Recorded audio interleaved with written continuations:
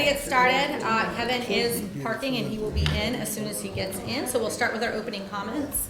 The format for tonight will be 3 minutes each candidate for opening comments. And then each question they'll have 3 minutes. And if it warrants it, they'll have a 2-minute response time.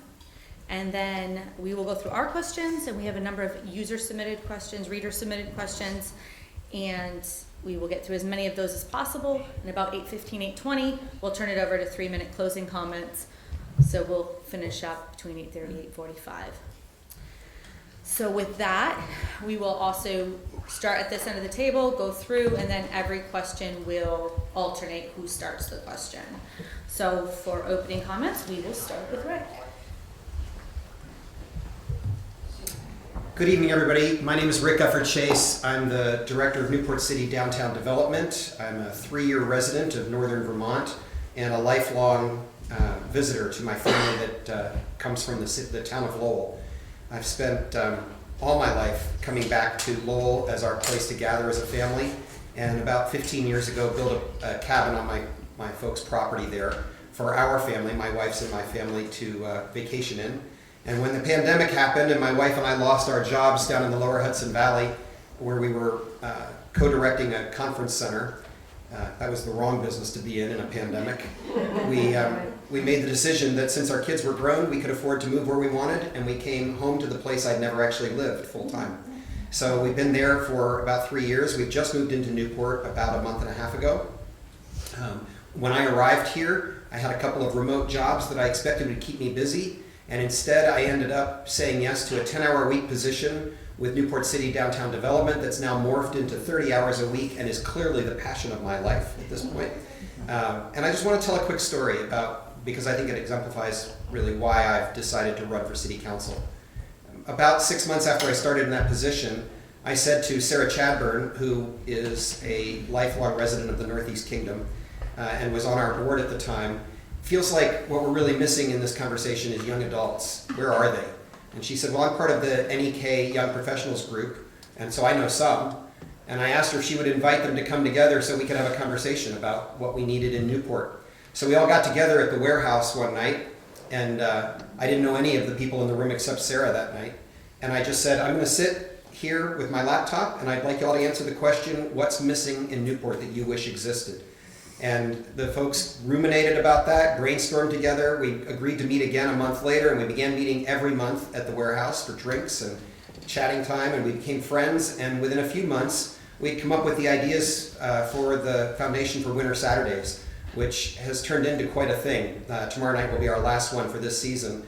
And really, it's all about I call it kind of the soul of Newport City Downtown Development, because it's helped all of us to understand what might be possible if we really place community events that draw people from all over the region, the same way my family from Lowell has traditionally been drawn to this community. We put them all together and invite people to come in.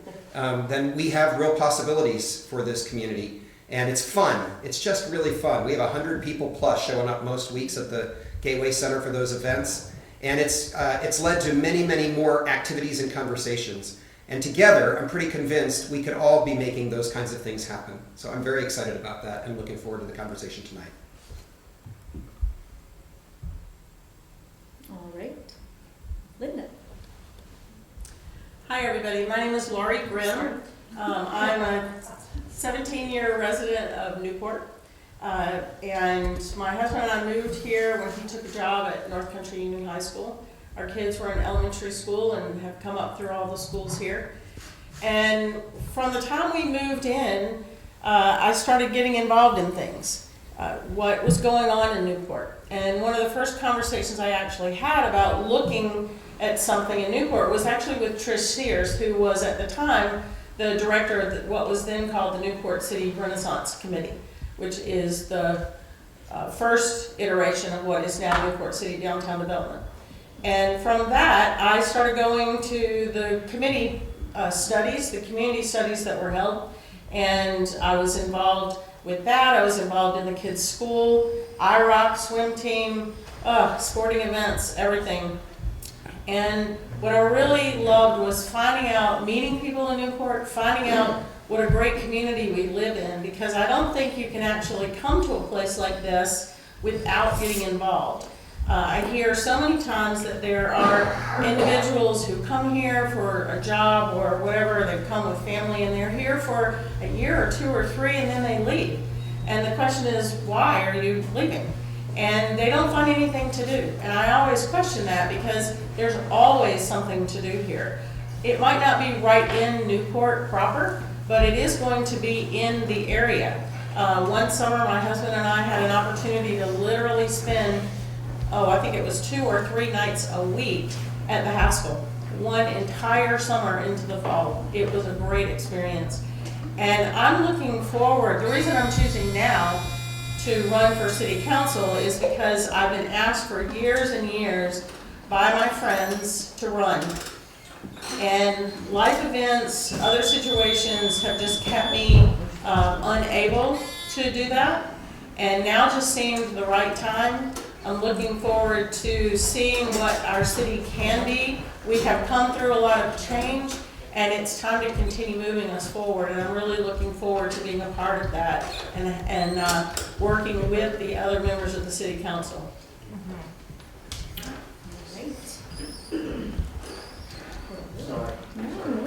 Perfect timing. How you doing, Kevin? I apologize to everyone. Sorry. Oh, no. Sorry. Good exercise. I thought it was 6:30.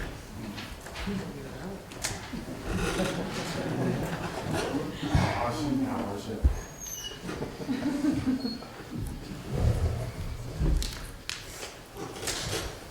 Chair. Okay. All right.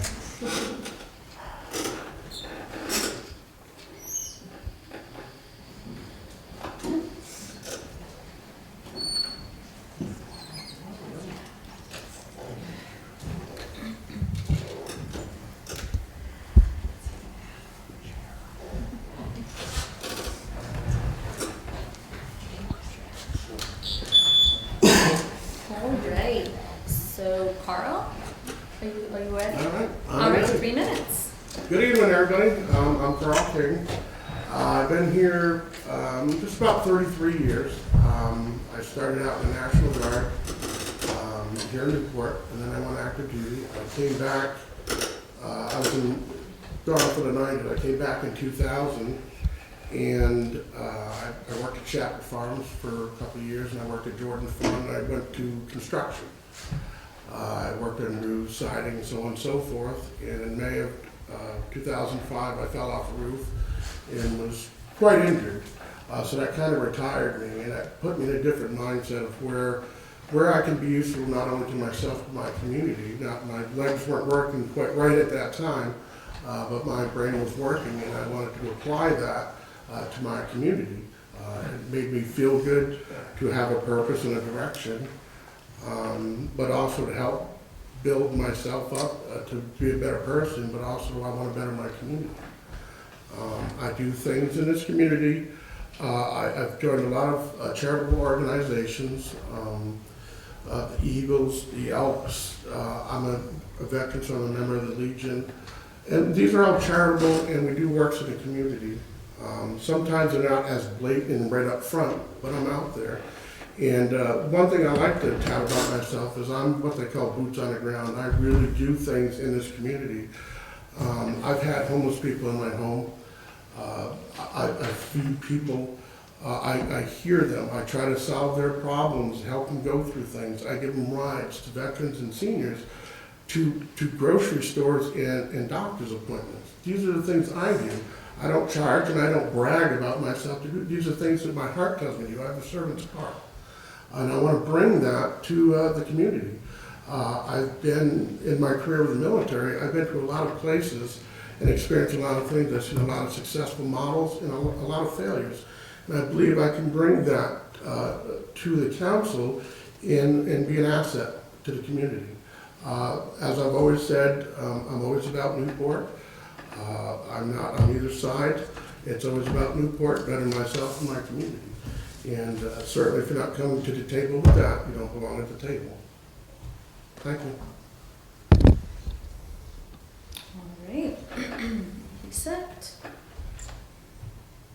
So I'm AndrewTouchette. I grew up in Morrisville, moved to Orleans County 22 years ago, and then bought a house on the Lake Road in Newport 8 years ago. I really started paying attention to the council in the city, really digging in about 5 years ago. And I really want to bring unity to the board.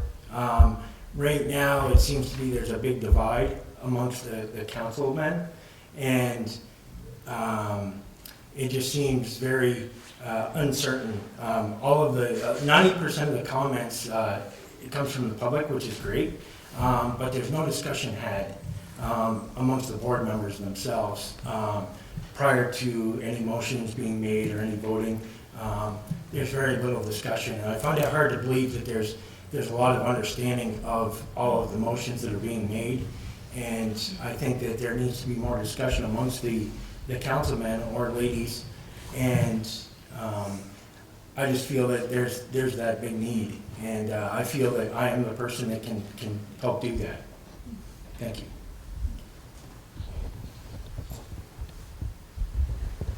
Kevin? My name is Kevin Charboneau. I'm currently on the council. I'm up for re-election. I was born in Burlington, Vermont. My first job brought me to Derby, and I've been here for 36 years. I retired from the state police as a patrol commander, sergeant patrol commander. I did spend 5 years in Lamoille County. Years back, you kind of had to transfer and spend some time in what they call an outpost for promotion. So I did that in Lamoille. We came back and we've been living in that same house since '98. I have volunteered with the Boy Scouts, became a Scoutmaster. My two sons have gone to college. They're now out living on their own, still in Vermont. That's how I actually how I first became involved with the council. Part of their rank advancement was to go to municipal meetings, and so going there was interesting. And later on, I followed up with joining the council. I'd like to continue. I think in the past 6 years, a lot has changed in the nation. We've had COVID,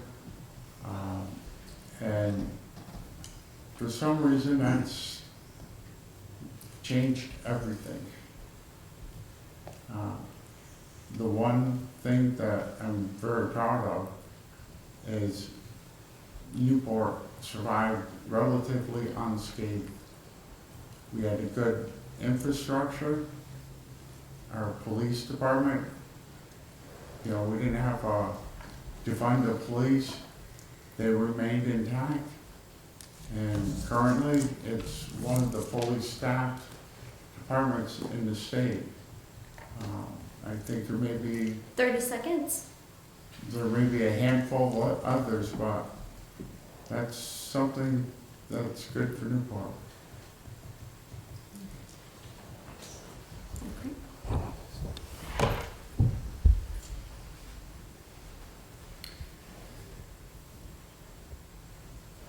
Questions up here? Does it work? Technology. All right, so the first question is, why do you think you would make a good city council member? And we will start with Laurie. Why do I think I'll make a good council member? Well, one of the things I pride myself on is being able to listen to people, make a good understanding of what it is that we're talking about, that I am able to have good discussion with most people, even if we are on opposite sides of a particular issue. And I've been told that I am a very good question asker. And what I mean by that is that I'm not afraid to ask the questions, because it's important for us to be able to ask the right questions to get to the answers that we really need. And that's what I want to do with the council. I think that what we've seen is a situation in the last several years where that's just not been possible. And I'm ready to sit down, have some good conversation, see where our city can go, look at the things that the council has done, that the council is going to be doing, and really take that to heart and look at exactly what we can do for our city and our taxpayers and the people of our town.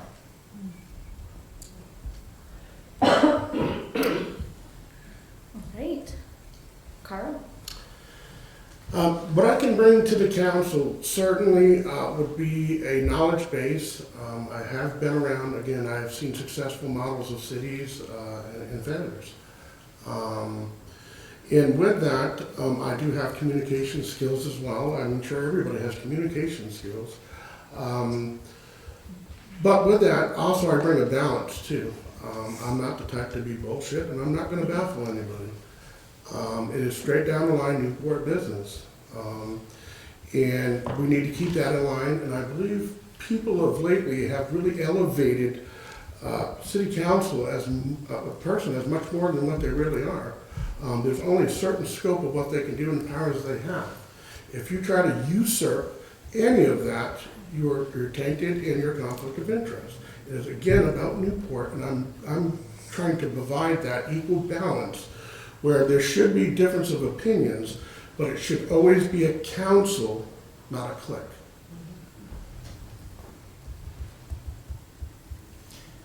I think I would fulfill that role as, because I'd be a servant of the people. And I hold people accountable, completely transparent, and I feel that if I'm on the board, that I can work very well with any one of these people here, as well as the current council and the mayor, and move forward. There seems to be a lot of negativity going back and forth, and I definitely think that this is a time and a place where, that's not necessarily needed, and we need to get past that, and the only way to get past that is to move forward and work as a team for the people. Thank you.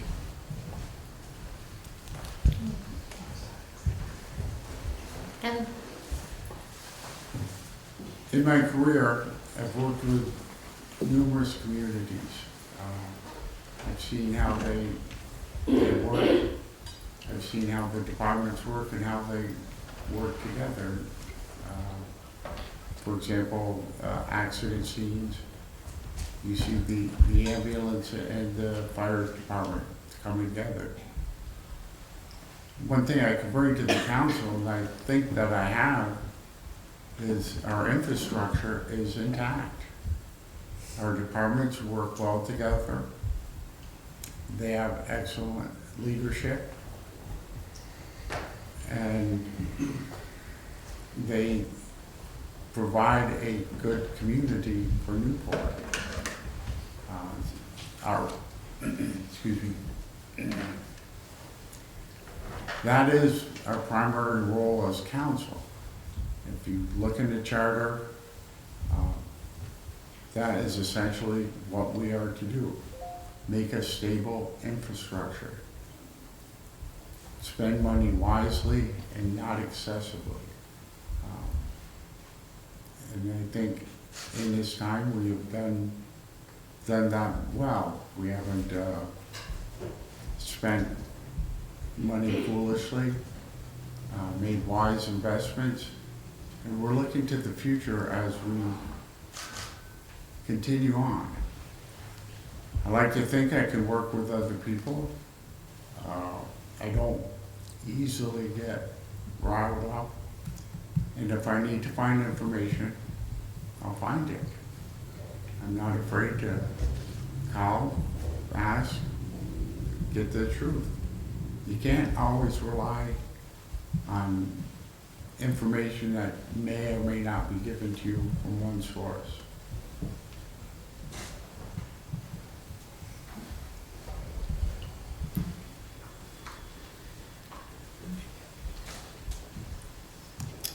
next question. I need to go. Oh, I'm sorry. Yeah. That's gonna catch me up, so please just remind me. We'll just stay on top of it, Tabitha, no worries. Thank you. We got your back. All right, Rick. I've spent a now nearly 40-year career building strong community organizations that are built on collaboration. And every time I've done it, it's always been about us, not about me or about any other one person. And those are the kinds of organizations that endure over time.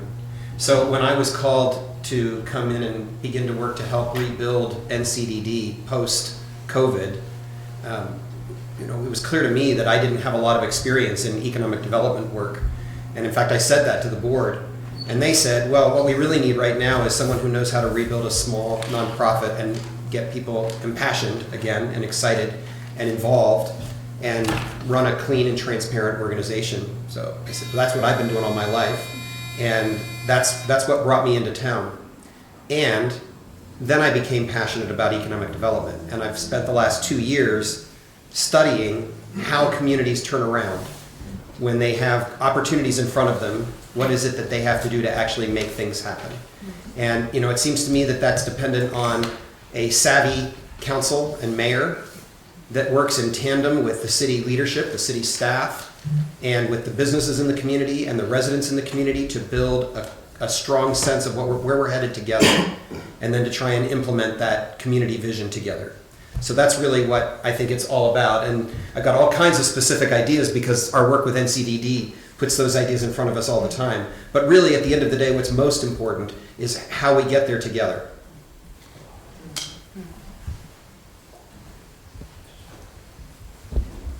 All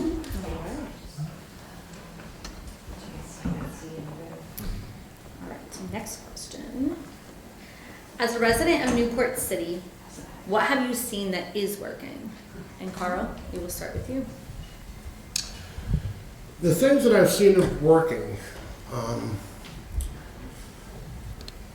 I see the direction that we want to go in a recreational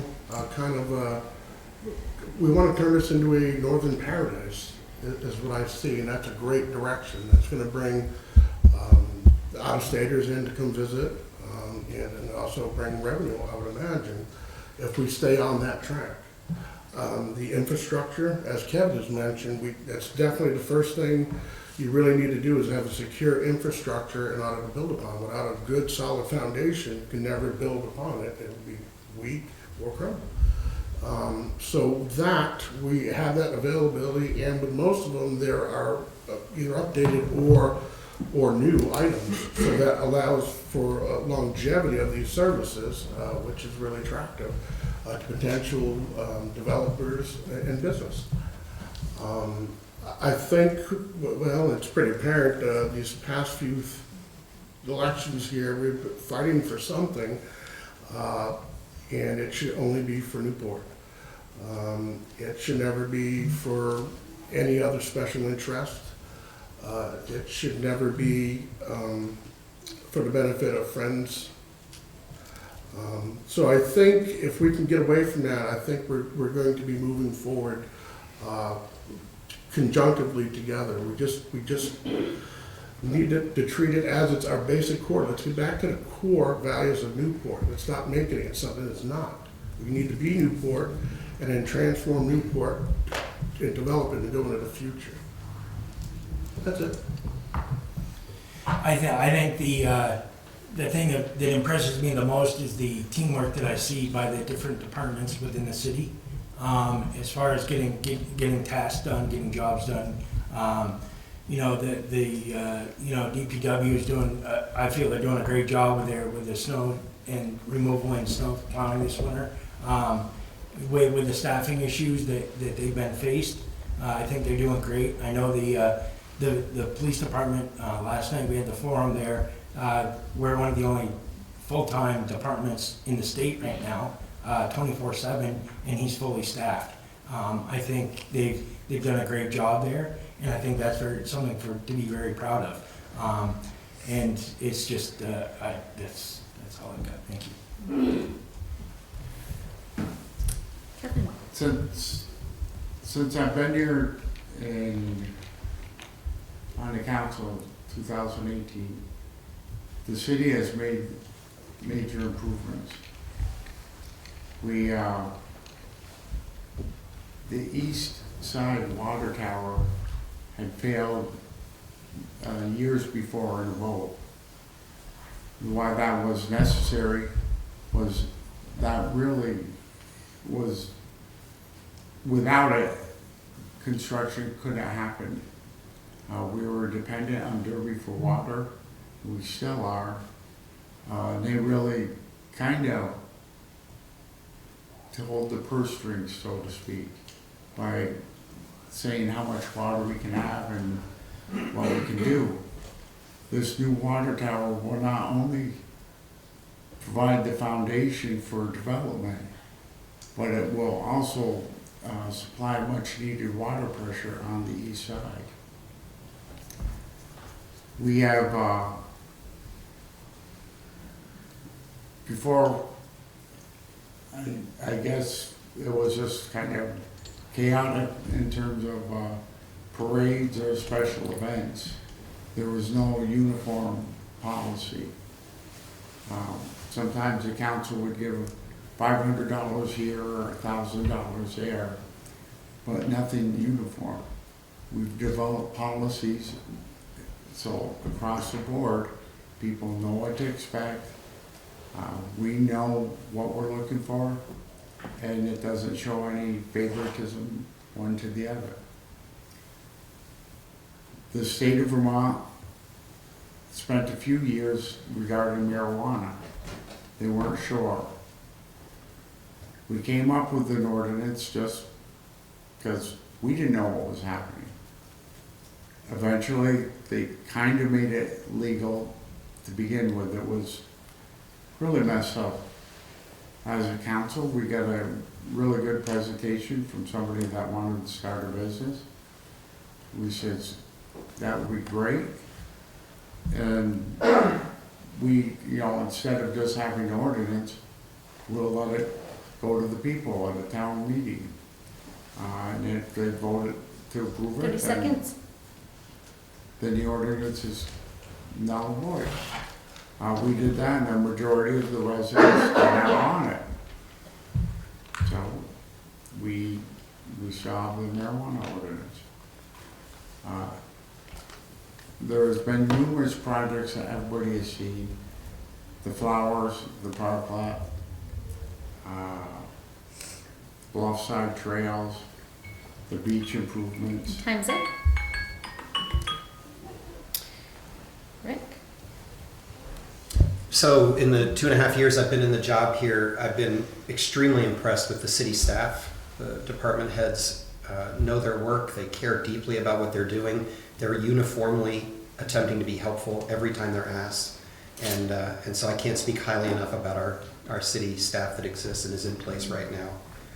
We've got strong businesses, several of which have been here for now several generations, that are the backbone of this community. Folks like Pick and Shovel and Built by Newport, and some of those that weren't homegrown but have been here a very long time, like Columbia. And yesterday I spent 2 hours doing a tour with Terry Payton over at Galvion. And those businesses are the heart of our downtown and our whole community. It's those businesses that are going to be the foundation upon which we've got to build where we go from here. I think our hospital is critically important to this community. The fact that we've got it is part of what makes this community such an important hub for the entire region here in northern Vermont. And then, 2.5 years ago, as I stepped in, I was invited into a conversation that was titled the Rural Tourism Academy.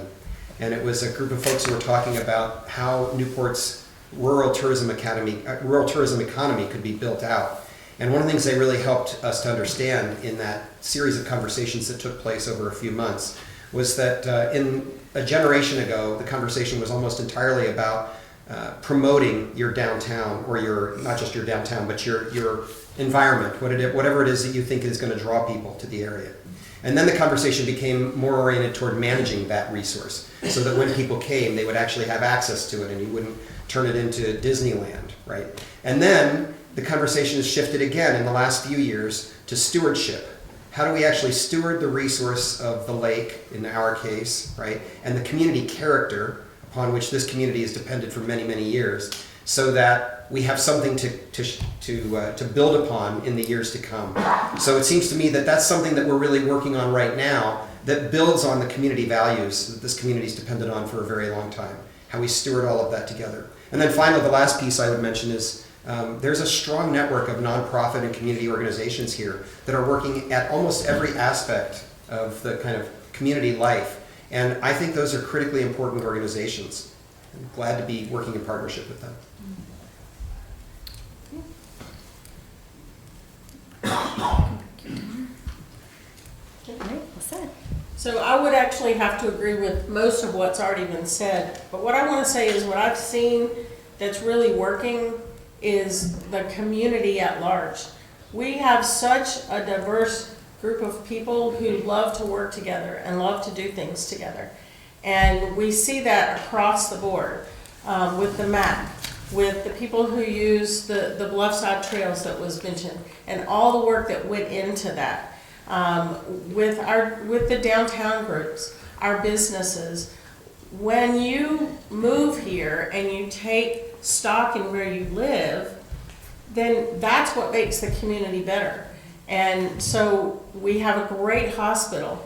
You know, I have friends who've had difficult situations there, but it really is a good hospital. And like Rick said, we are very fortunate to have it, and we need to make sure that we keep it here. Because what would we be if everybody had to get on the interstate and drive 45 minutes to go to the hospital? It would be very difficult for most people. And so that's what I've seen that really is working here. We have like-minded people who may not always agree on everything, but we are working on a daily basis, I believe, to just take Newport to a different level. Alright. See where I started, just making sure I got everybody for that question. And then All's in their court. next question. Yeah, I'm having some technology difficulties. So in contrast to that question, what would you like to see change in Newport? And should you be elected, how would you work towards being a part of those changes? And Andrew, we'll start with you. Well, it's not really a change, but we have to bring more housing to the community, to the city, because without housing, the jobs aren't going to be here as well. So we really need to update the infrastructure, the housing market, make it viable, show interest, so it brings interest in for people. Right now, 2 or 3 weeks ago, there was very little on the market for the city, but there's a lot of different areas, and I know the Rural Edge is doing their project, are going through that right now, but there's a lot more that needs to be done in that aspect, and I think until we can bring housing to the area, we're not going to bring the people to the area for the businesses, and and that's what we need. We need to bring attraction in with housing, and then we can bring the development in with Rick's assistance and so on. So, thank you. Kevin? They're not really changes, but things that need to be done. Let me correct myself. I'd like to see some changes. I'd like to see less animosity at the council meetings. I mean, certainly people have different opinions, but we also need feedback as opposed to just criticism. But going forward, we need to do, as a council, what we need to do best, or what we do best per our charter. And that's continue with what we've done on the infrastructure. Finish the water tower. That's underway. We signed a contract with that. The bandstand, that needs to change. There's a committee that's doing phenomenal amount of work on it.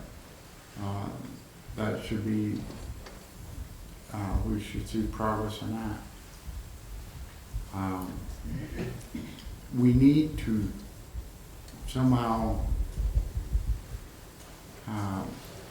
change or encourage people to get water meters.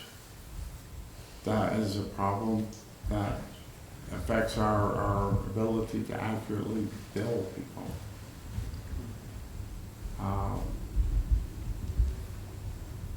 We have the Gardner Park. There was plans for that. The playground, contaminated soil was found. We as a city need to address that. How we can change moving forward is addressing the needs. And as we see what's happening in our surrounding communities, mildly change our departments to address needs that will prevent that from happening here. I'm talking specifically about drug use. Travis Bingham is very, very smart, and he's changing how he's going to be doing things. One of them was he has an SRO back at the high school. And 30 seconds. It's a significant change, and in fact, last night we heard the captain from the VSP say law enforcement in schools was needed. We're ahead of the ball on that. All right, Rick. I think I would reframe the question slightly. It's not so much from my perspective a question of what has to change as what are the challenges and opportunities that are in front of us next. And the challenges are pretty clear to me. We have a downtown that has been... Yeah, I think you should answer the question like everybody else, not change it. If you've been here long fair enough, Carl. enough, you would It's have enough. my Carl. opportunity Carl. to speak. Thank you. So I guess what I'm saying is there's a special kind of attention and attitude and energy that needs to be brought by the council and the mayor and our city staff and all of us right now to try and address the long-term challenges that we're confronting in our downtown. We have development issues that don't just revolve around the Spates block. There are empty storefronts, there are underutilized buildings, there are buildings that are worn out and used up and being used for inappropriate purposes because they're no longer serviceable.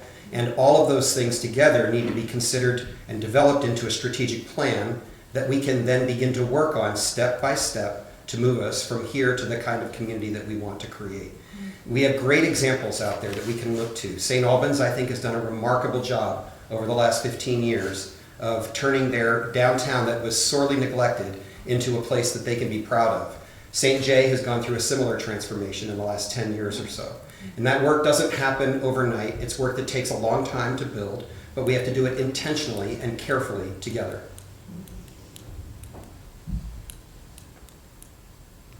Laurie. Change. I actually think that we've been in a state of change now for almost a year. And I think we need to embrace that change. We've been through a lot in this last almost 12 months. And we have a mayor now who has, dare I say, the right connections with the state, who is able to move us forward when it comes to the airport. We have some things that are going on here to look at grants.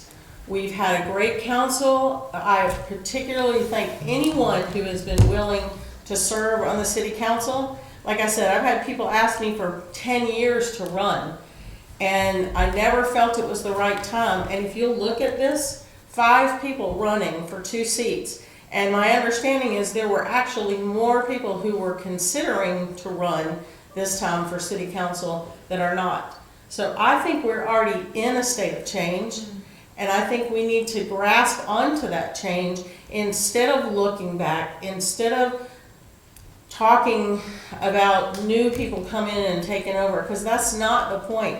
The point is everyone is a resident here, and everyone should have an opportunity to look forward and to move our city forward.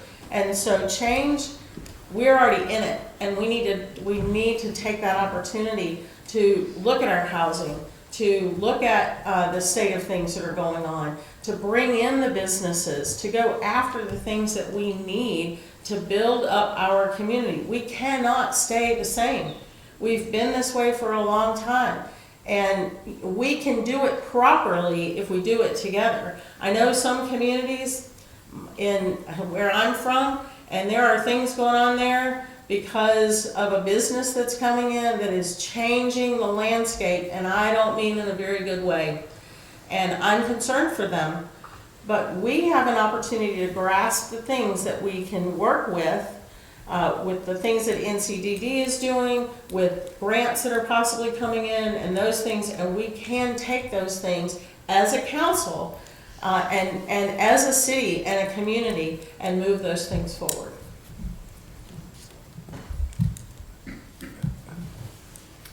All right.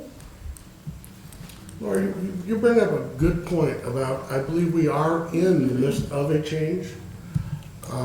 But the biggest change I'd like to see is the perception of Newport and the perception of the city council.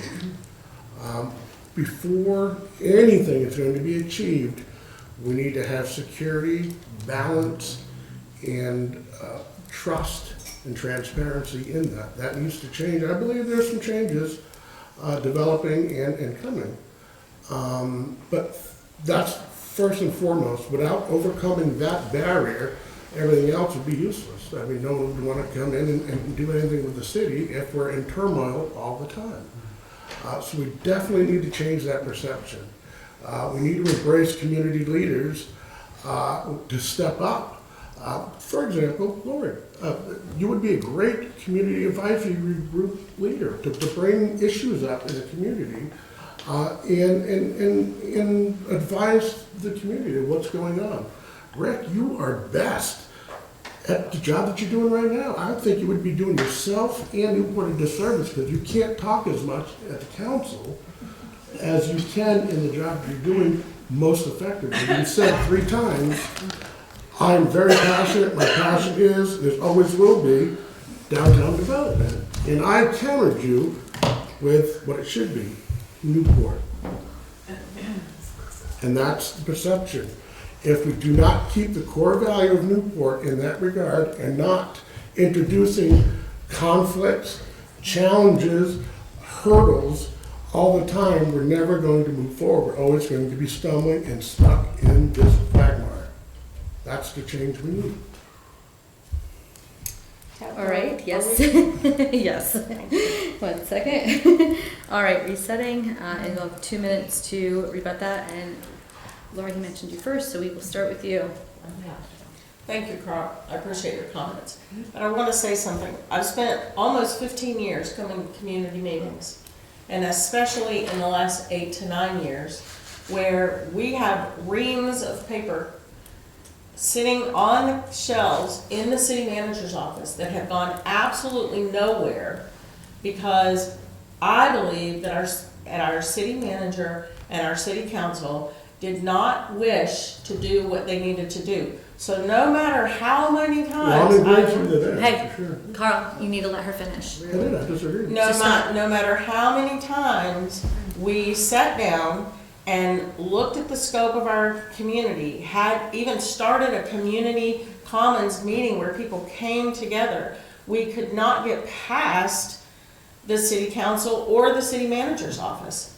And so my point is that I think I can still do those things and sit on the city council and ask the hard questions and look at what's being brought to the council to move the things that we need get those things in for our city. So thank you for the compliment, but my goal is to get on the council so we can actually do something about the things that we've been trying to do for the last 10 years. Rick. Laurie said it well. I have nothing to add. Okay. So we will move on, and that kind of got me off my thing for a second, so I just wanted to double check. Going back on this. Okay. Next question. There have been a number of upheavals over the last year that have created turmoil in city government. What do you see as ongoing specific issues in the council? And how would you as a council member work to overcome those specific issues? And we will start with Kevin. It would seem, regardless of the leadership, there are people that are not happy. When we had Laura Dogan as a city manager, there was a group of people who were displeased and voiced it quite often. We have a new mayor, and we haven't had a permanent city manager in several months. And there is another group that is unhappy. Each group has valid points, if you can put aside all the rhetoric and everything else and the personality conflicts. The goal, the problem is to move forward. We have been moving forward, keeping in mind that the council can only do so much with its limitations. We cannot develop, we cannot create programs and whatever else. Our charter is very specific on what we can do. What we have done is make Newport viable so that development can occur. Newport itself has, we've all noticed, it's become prettier. Thank you, Robert Gosselin. But there are certain things going forward that the council has done that we can do. Nobody may notice it, or they may say, wow, it's about time. It is hard to get things going. For example, the bike path Bluffside Trail, that was several years in the making.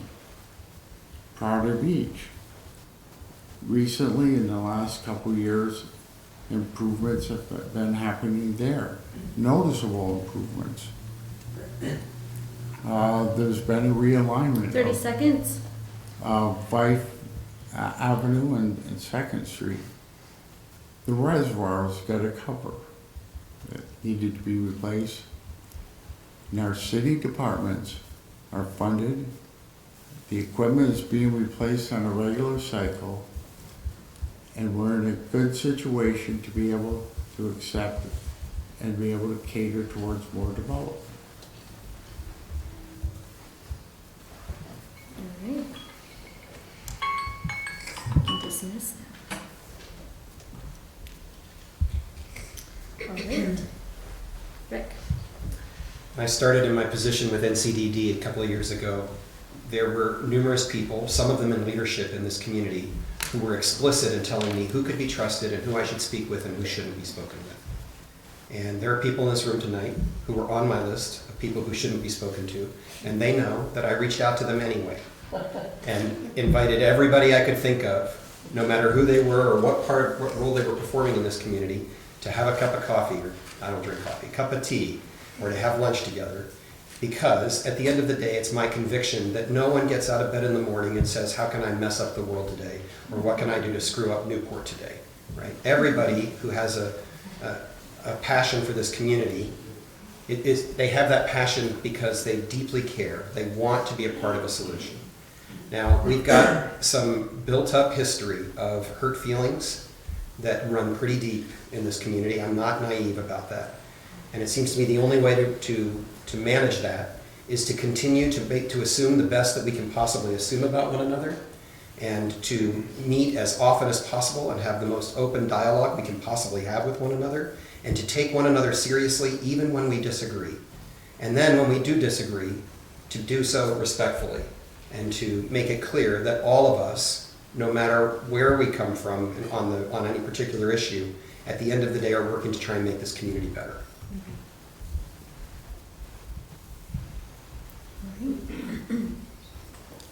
Laurie. Wow. Having lived through a lot of the upheavals and turmoil in probably the last 5 years, I would just say that I'm ready to move past it. And I think we all should be.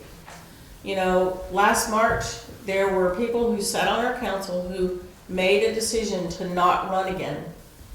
Our mayor made a decision to not run again. And I think that we need to look to the people who are currently in office and let them do their jobs.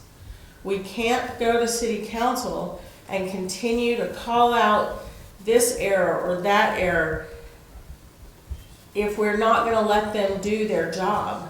And I think that we have to understand that, as I said earlier, people here, we are a diverse community.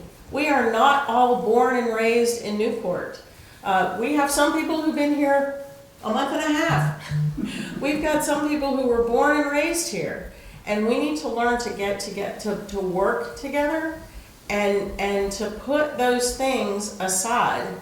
And I'm including myself, because I have had to face a lot of the things that I've been through in the last 5 years and really figure out, am I going to be able to do this? Am I going to be able to sit at the table? And honestly, I think that given the opportunity, I can sit at that table with any of the people up here, with Clark Curtis, with Chris Vashon. I can sit and talk and do the city business because we have been through those things and we need to put those things aside. And that's really what I want to see. And that's what I'm hoping for.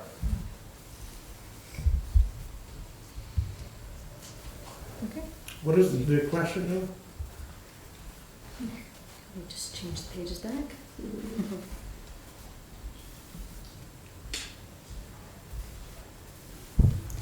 Sorry guys, tried to use technology to my advantage today.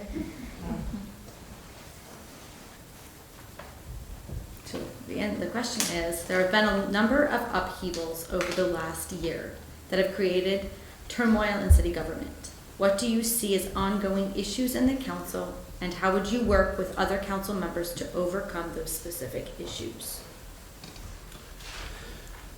Well, what I really see is, again, on the council, diversified minds, but also what's driving them.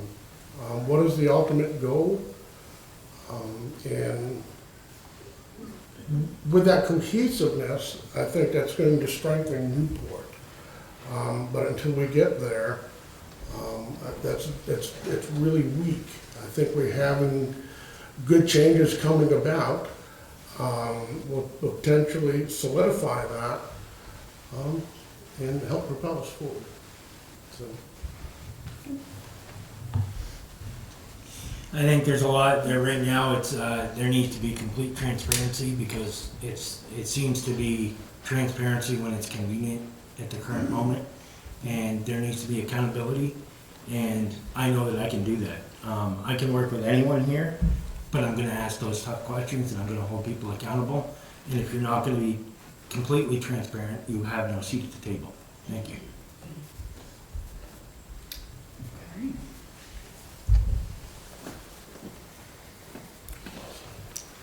Next question. We'll start with Rick. There have been a number of instances where citizens have voiced concerns over transparency in city government, the number and reason for executive sessions, and over not having their questions answered. Do you see these as ongoing issues? And how, as a council member, would you work to overcome those perceptions of city government? Yes, I think it is an ongoing issue, and it's a question of how we rebuild trust in the community. And we do that, in my judgment, by trying to be as transparent as we can possibly be as a council. So, insofar as possible, my goal would be to try and keep us in open session as often as possible, and to use executive session only when there are matters that must be treated with confidentiality. I think that, in general, we ought to be aiming for an agenda that is laid out several days in advance so that the council members can prepare appropriately for whatever's coming for the council meeting that Monday night, and so that the community can come to the meeting prepared to ask good questions or to raise their concerns in that meeting, in the hearings that are allowed at the beginning of the meeting. So by and large, I think we should be striving to try and create fewer surprises, more openness, and more ability for the community to engage in a way that is respectful and that hears each concern that's raised, with respect. All right.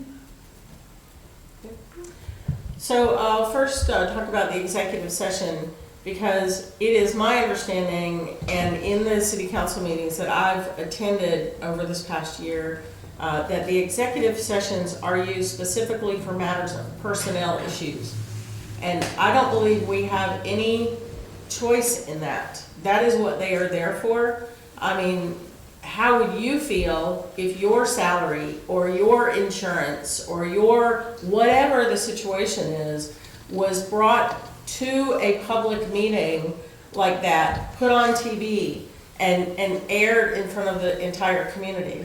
I know I wouldn't.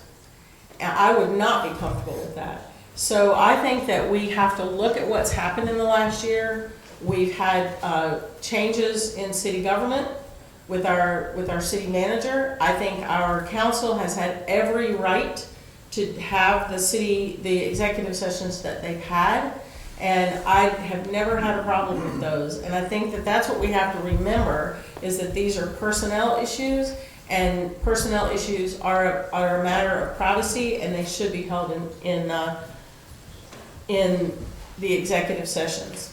Now, as far as answering the questions, there is typically time at the beginning of city council meetings for community comment, for people in the community to make a public comment.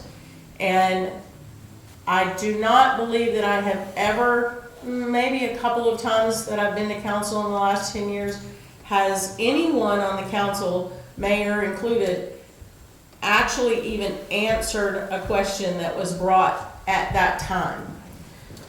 It's typically, if you send in an email, if you go, and our mayor now has mayor hours a couple of days a week that people have gone to ask questions, and I think that she's been very open about those. But I think that when you stand up to make a public comment during that period, that you shouldn't really expect an answer. I mean, it would be really, I have done that before. I would really like to hear what somebody thinks.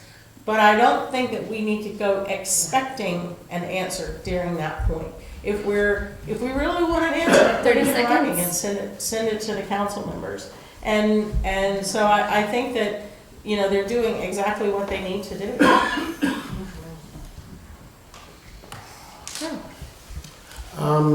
Certainly, as Rick said, transparency has been questioned a lot, and it should be right up front. There should be no business, Newport business, that we should not be privy to. In certain regards, as Laurie said, contractual or personnel issues. That's understandable. Other than that, all city business should be privy and spoken about in front of the public. There should be never any hurdles to get information. We shouldn't have to go through other avenues or venues to get information. It should be easily asked for and handed over. And at the same time, we should also, as a community, have the opportunity afforded to us to help council members come to a wise, balanced decision for Newport. You guys in this discussion here have said transparency multiple times. My thing is complete transparency all the time.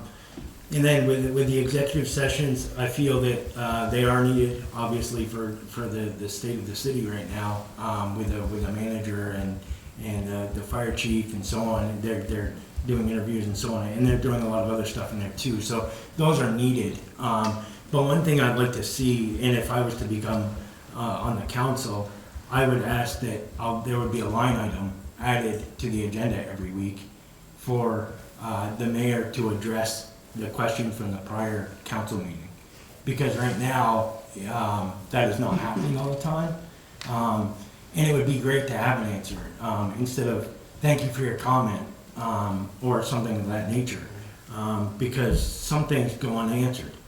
And if it's brought up, we work for you, right? We work for the public, for the taxpayers, and we should give that back to you. We should answer your questions, whether it go through one of us or the mayor, but it should be done. Thank you. I agree, there needs to be transparency. Some steps we're taking, like all the tax paperwork is made available with the agenda.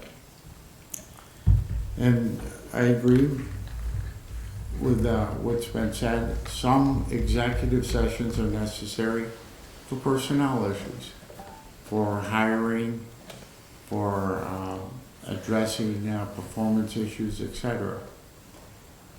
If they're done in a legal manner. There have been some executive sessions that should not have been executive. They shouldn't even have been part of the council. What I truly hate, and I vote against it most every time, is the additions and deletions to the agenda. There should not be an addition unless it's a very time-sensitive. You gotta sign this, pre-approved loan for our cruiser. We didn't know it was the end of the month or whatever. It had already been voted for, and it just needed to be signed, and they forgot to add it on. Okay. But things that require feedback or public input should be pre-warned. There's very few things that are emergency and time sensitive that they have to be added to the agenda. In virtually every meeting, there's been additions or deletions. I don't agree with it. I mean, yes, there are topics that we need to discuss. They should have been forewarned. It gives the public, gives us a chance to go through it, think about it, read it, or whatever. As I said, there are very few things that need to be done immediately. And when that happens, the public knows or is aware of it at the same moment the council is. The only difference is we have to act on it within 30 seconds. an hour. That's not fair to you, it's not fair to us. And as I said, I vote against it each time. I'll continue.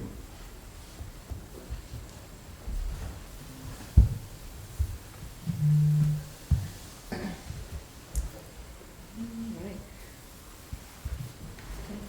think it's Laurie, right? Didn't I go first that time? You did. Yeah, So the okay. next question. Yeah. I'm watching you, Tabitha. Yeah. So I'm just letting everybody know it's the first time I've ever used this new tablet, and it's refusing to switch pages as I'm writing. So I'm trying to get away from pen and paper because it's cumbersome, but tonight that would have been the Looking better pretty way. good tonight. Yeah, it kind of is. All right, so these are now all submission questions. Over the last year or so, there have been claims that information is being misrepresented to the public. As a council member, what would you do if you were to become aware of a resident or the public being misled or lied to?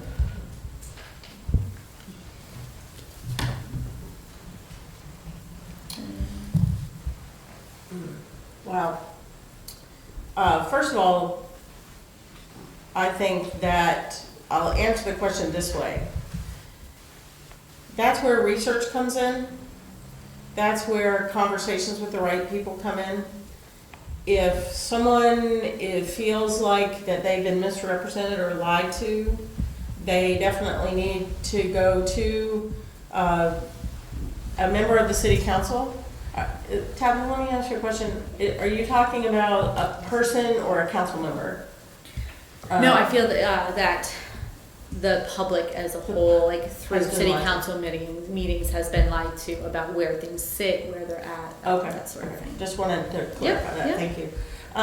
So yes, I think that we have to, if someone feels like they've been represented or feels like they've been lied to, it would be important to go to the mayor, to the members of the city council, write a letter. I can tell you, I've written a number of letters over the last 10 years, and only once, just this week, did I actually receive a response from a city council member. And I appreciated that.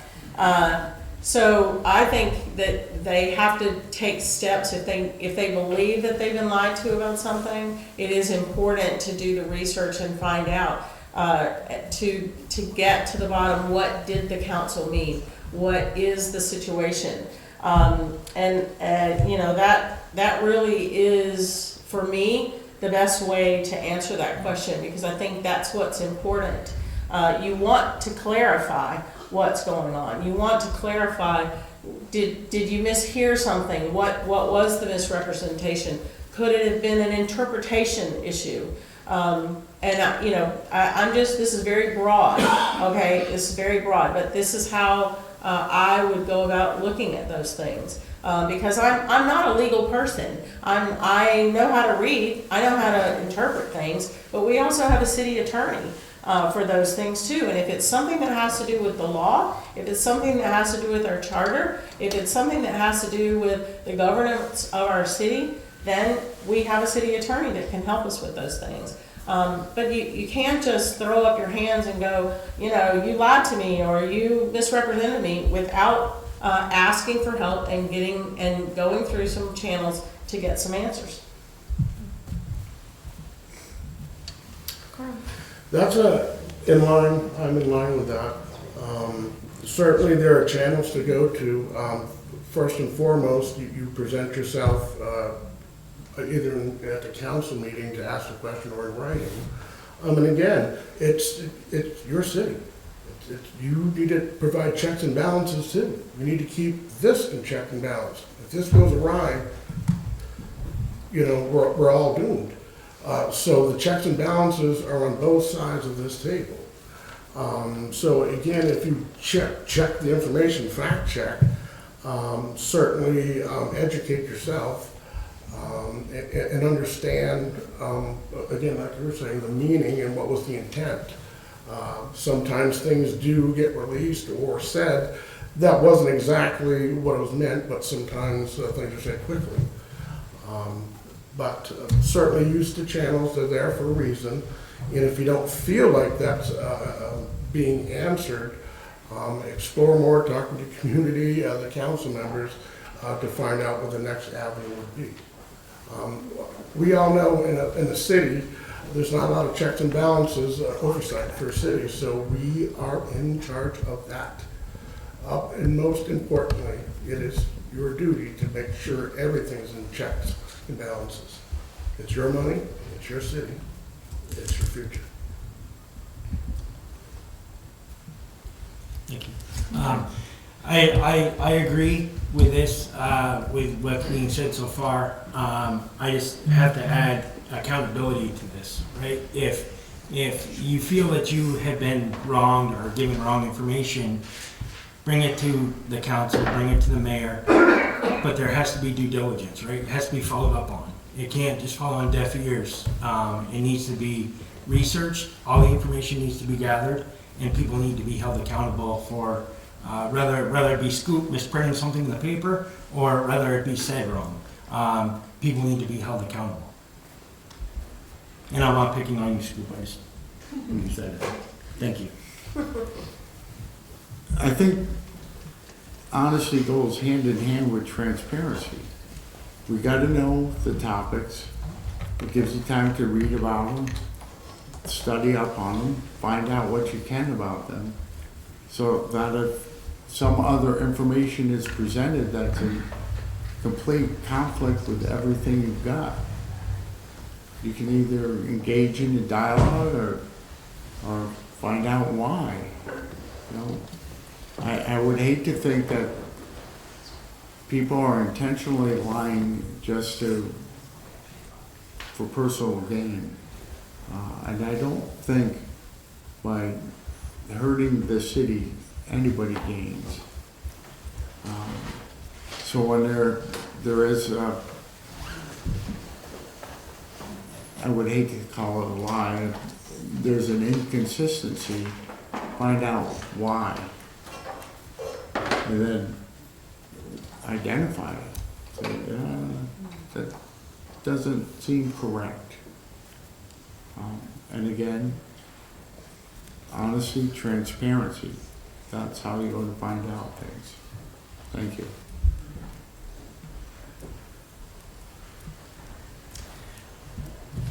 My experience of being a part of the community, watching the council, and being in many of the council meetings over the last couple of years, is that there's a culture at this point of suspicion and lack of trust and a pretty significant level of hostility, and it often converts into attack mode. I've seen that directed from the council toward the community. I've seen it directed from the community toward the council. I've seen it directed from members of the community toward each other, all in open meetings of the council. And I would like to see us begin to address that culture and try and heal it together. So how does that happen? When someone raises a question about that, I appreciate the way Kevin has reframed it, because honestly, if you assume the best of someone, then the likelihood is that they're not intending to lie, but they've been backed into a corner, or they've said something inconsistent, and then they feel they have to try and defend it somehow. And honestly, none of us in this room, I suspect, like to be attacked, and defensiveness is a pretty honest, a pretty typical reaction. So I guess what I would really say is I would want to do that research. I'd want to try and figure out exactly what we're talking about, and then I'd want to really get to the heart of what the concern is. What is it? What's the problem here that we're trying to address, and address it? And I'd like the folks elected to council to have enough room to operate so that they can do their work together with some level of confidence, and they can speak together openly in a public meeting where people are present, and not worry that every word they say is going to be pounced on somehow by later that night or the next morning, right? And so it's a give and take, and I think it starts with trying to heal the culture, and it absolutely is important that we do everything we can to assure truthfulness. I believe in that. I just think the way to come at it is not so much by attacking someone as it is trying to understand what's really driving that person's statement in the first place, and what's the core problem that we're trying to get to, and how do we work together to resolve it. Right.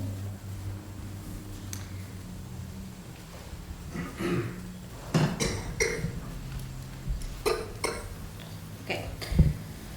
So a 2019 Vermont Department of Conservation report identified Newport's wastewater treatment facility as the second highest contributor of PFAS discharge among tested facilities. Beyond that, other testing has shown high pollution levels in local water sources, and the state is continuing to test the cancerous fish in the lake. Given the lake is one of the city's and the region's most valuable assets, as a council member, how would you work to protect the lake, and would you support deeper investigations into root causes of issues? Carl. Very good topic. It's something you can't avoid. It's around us. In some areas, it kind of surrounds us.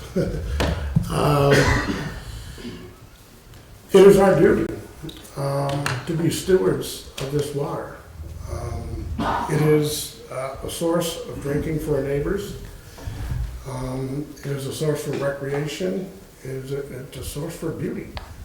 And without that, I dare to say that you haven't seen struggles yet. And we are to be great stewards. We need to protect this water, this system, because we have to, again, we share it. We need to get to the root causes of where, and identify what the problems are. There are groups out there who are very passionate And their mission is to absolutely make sure that no one forgets that this is our great treasure here, and we need to save it and make sure it's treasured and protected. Because without that, again, it's going to be one of our greatest economic values and assets.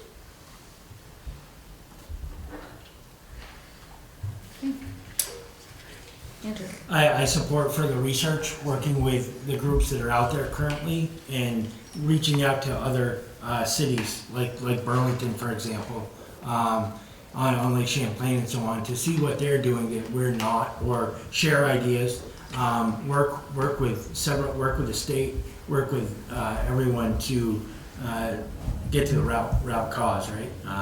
We can't fix it if we don't know where the route cause is coming from.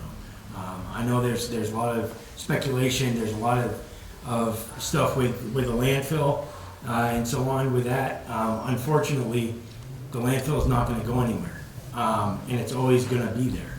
So regardless if they close it, regardless of what they do with it, it's always going to be, you're always going to have the leachate in the system. So I fully support further research with that, and I think we could actually utilize Casella as some support for that. Absolutely. Thank you. Kevin. In October 15th, 2018, Dump made a presentation to the city council about, at that time, Newport was taking, is it 20,000 gallons of leachate a day? The council wisely voted to stop taking leachate. There's a certain amount of negativity from the powers that be that it was, hurting the city. Didn't matter. That dumping into the lake is wrong. One of the councilors was absent, and she wanted to revisit that. December 17th of 2018, again, a vote. Will the city take leachate? I had the privilege of serving with Mr. Dan Ross. He's been here a few years on the lake. We both knew, regardless of what Casella's is trying to tell you, with their lawyers, you can't remove everything from the water, and it's just a bad idea to pump it into the lake. We voted against it. Unfortunately, the other two councilors and the mayor voted to accept it. Thank God shortly after, I think A&R came up, they said no more dumping in the lake. The battle is not over. And it's, Casella is a business. They answer to money. And their idea is, we're going to build a treatment plant. We're not going to dump it in Lake Memphremagog. A&R says, great. We're going to dump it in Black River. A&R still thinks it's a great idea. That's why it 30 seconds. needs to be, no, don't dump that in the water. We enjoy it, the lake, for the various recreational activities. The Canadians depend on it for drinking water. We owe it to our neighbors to be vigilant about that. So, I'm going to vote against leachate. Sorry, anybody that may work for Casella. Rick. Hard to improve on that, Kevin, honestly. And so I'll just say stewardship, stewardship, stewardship. Right? Native American tradition talks about protecting making decisions that will protect for 7 generations out. And I think about that and think about the fact that my mother is 5th generation in the town of Lowell, and I couldn't possibly name her ancestors back that far. Trying to imagine 7 generations forward from here is not easy, but I know that this is a place we've got to be entirely conservative. We've got to be thinking about what it looks like to protect this region for ourselves and our families, our kids and their kids and their kids after them, and so on.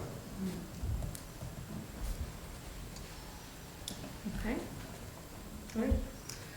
So admittedly, I will tell you that this is not an area that I have any expertise in. I have listened to my friends. I've been in Vermont long enough, 33 plus years, to know about many of the state, I think the name was Clean Waterways, whatever it's been over the last however many years, to hear of those initiatives. And all I want to say is, when every community study that has happened in Newport in the last 15 years comes back and says the lake is your biggest asset, we have to do exactly what has been said. We have to go back to those reports. We have to go, the city has to stand up and do something about it. My understanding is that since, I believe that date was 2019 that you mentioned, Tabitha, that if nothing's been done since then, we need to do something, like yesterday. And we cannot let things continue that way, because like Rick said, we've got to consider what's coming next. We've got to consider our future and the people that are going to live here. And if the lake is our biggest asset, we certainly cannot continue to just push that to the other side of the table and not do anything about it. All right. Next question. So we'll start with Andrew with this one. Given the increasing tax rates, what do you see as unnecessary factors leading to those increases, and what could be done to reduce the tax burden? Well, this goes back 5 years ago. Level funding. We went through several years where there was minimal increases when the CPI was double and triple that in some years. So it's a very tough conversation right now, because obviously in that time you've had wage increases, you've had inflation, everything increases, parts, I mean everything, food, everything. So with the current state of the budget going up 17%, that is, I feel that is very high. But if you look at it over the course, I was expecting it to increase more than it did over the last 5 years to help offset that. I do feel that there was very little conversation amongst the councilmen in regards to that, to the point of there was no conversation. I looked at the budget myself. I did not go through it with a fine-tooth comb, but I would, to see where we could save, and if there is anything we can save. I know that there are several places that were dropped, prices were dropped and things were put aside. I know that, right now, if we were, everybody doesn't want that much of an increase, but where do we take it away? What's the easiest thing? Everybody says, well, take it out of capital. Well, do you want the Glen Road paved, or do you want it to be dirt? It's that's where we're at. But we need to be able to have the conversations amongst the councilmen and the public to have input. One of the councilmen voted nay for the budget, but he didn't give any areas to potentially save. So you can, my thing is, if you vote no for something, explain it, or give options, right? Come forth with some options, rather than saying, hey, that's too high, that's too much. What do we need? Where can we save that? Where in that role, in the role of a councilman, if you're going to make a statement, as if you're going to deny something or decline something, you should be able to come forward and say, okay, this is where I think you should save. Thank you. Kevin? Some of our, well, let me back up. We have had several years of minimal budget growth, 2%, maybe 3%. This year is surprising. It's huge. And when you look at the budget, we're not spending anything more on unnecessary stuff. In fact, I think we cut quite a bit out of Public Works repair, our maintenance schedule to replace vehicles. A lot of that is salaries. Just, for example, the police department, which we have been very blessed to have level-headed officers in a fully staffed department, and it's keeping Newport safe. They were also, we could not find a municipality that was making as little as they were. We're not talking $1 or $2. We're talking a lot less. And why these guys stayed with Newport? It's dedication, in my mind. You know, they could have got a $10,000 hiring bonus and gone someplace else. So, we do try to keep the salaries down, but as I said, this year we had to bump them up. The one thing that can really positively affect our tax rate is business. But business isn't going to come here if the city doesn't have a good police department, if the city can't maintain its roads, if it looks like a hole in the wall. We've got to do what we can, not only to keep it functional, but plan ahead. And that takes money. You know, just like anything else, if you plan on a vacation next year, you start saving today. And that's what Newport is doing. 30 seconds. One quick thing, and Rick mentioned this, the department, the Gardner Park, the playground, if we had gone with a grant, that would have transferred ownership for that one section. Rather than lose control of that, the city is undertaking it for itself. That's an additional expense, but we're doing it for generations. Okay. Rick? In the world of nonprofit fundraising, it's typical to go into a nonprofit organization that's in crisis, and they want to know what you're going to do to solve their problem tomorrow. And I have a good friend who's been a consultant in nonprofit fundraising for years who says, I can't help you with that. Everything I can offer you is a get-rich-slow campaign. Because what you've got to do is build the foundation, and that takes time. You build up a donor base, people who are committed, and eventually you begin to see the organization come back to life and become healthy again. I suspect we've got a similar problem here. What we've got to do here, we've got a problem, right? We've got a 6-mile square city that is functionally landlocked. There's not a lot of room for development. And so the question is, where can we build out our city in order to build up our grand list? Because that, in the long run, is the only thing that's going to relieve the pressure on the increasing level of expense to maintain the city. So, you know, what we do have is a downtown that has lots of opportunity in it. And if we can begin with the idea of creating some mix of market rate and appropriately scaled housing for lower income folks in our downtown area and begin to move folks into our downtown, we have studies that suggest that when someone lives in a walkable scaled city, they spend 40% of their disposable income within walking distance of where they live. And the value of their home goes right on the grand list. The value of whatever building they're living in is going to the grand list. And as we build up that grand list, other businesses begin to thrive because there's more and more need. So the only way I know to do this is to get serious about the long-term development opportunity we have in this community, which is mostly located within a 10-minute walk of where we're sitting tonight.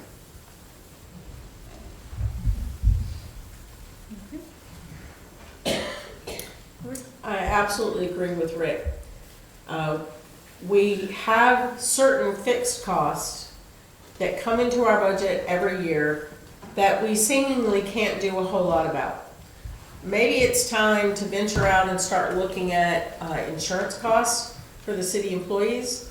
I don't know, off the top of my head, but there are fixed costs we really can't do anything about.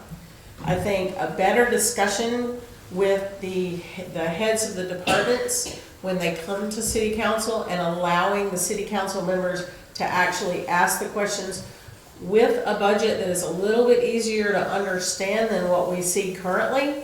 I'm going to say that I think that our comptroller, programs director, Becky Therian, does a phenomenal job, but it is a very difficult to understand budget.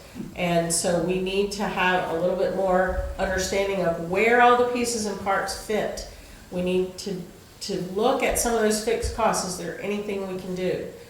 We know that there are water and sewer budgets that are going to we are going to have to really dig in and do something with the water and sewer rates this year. It has to be done. Mr. Johnson has said that.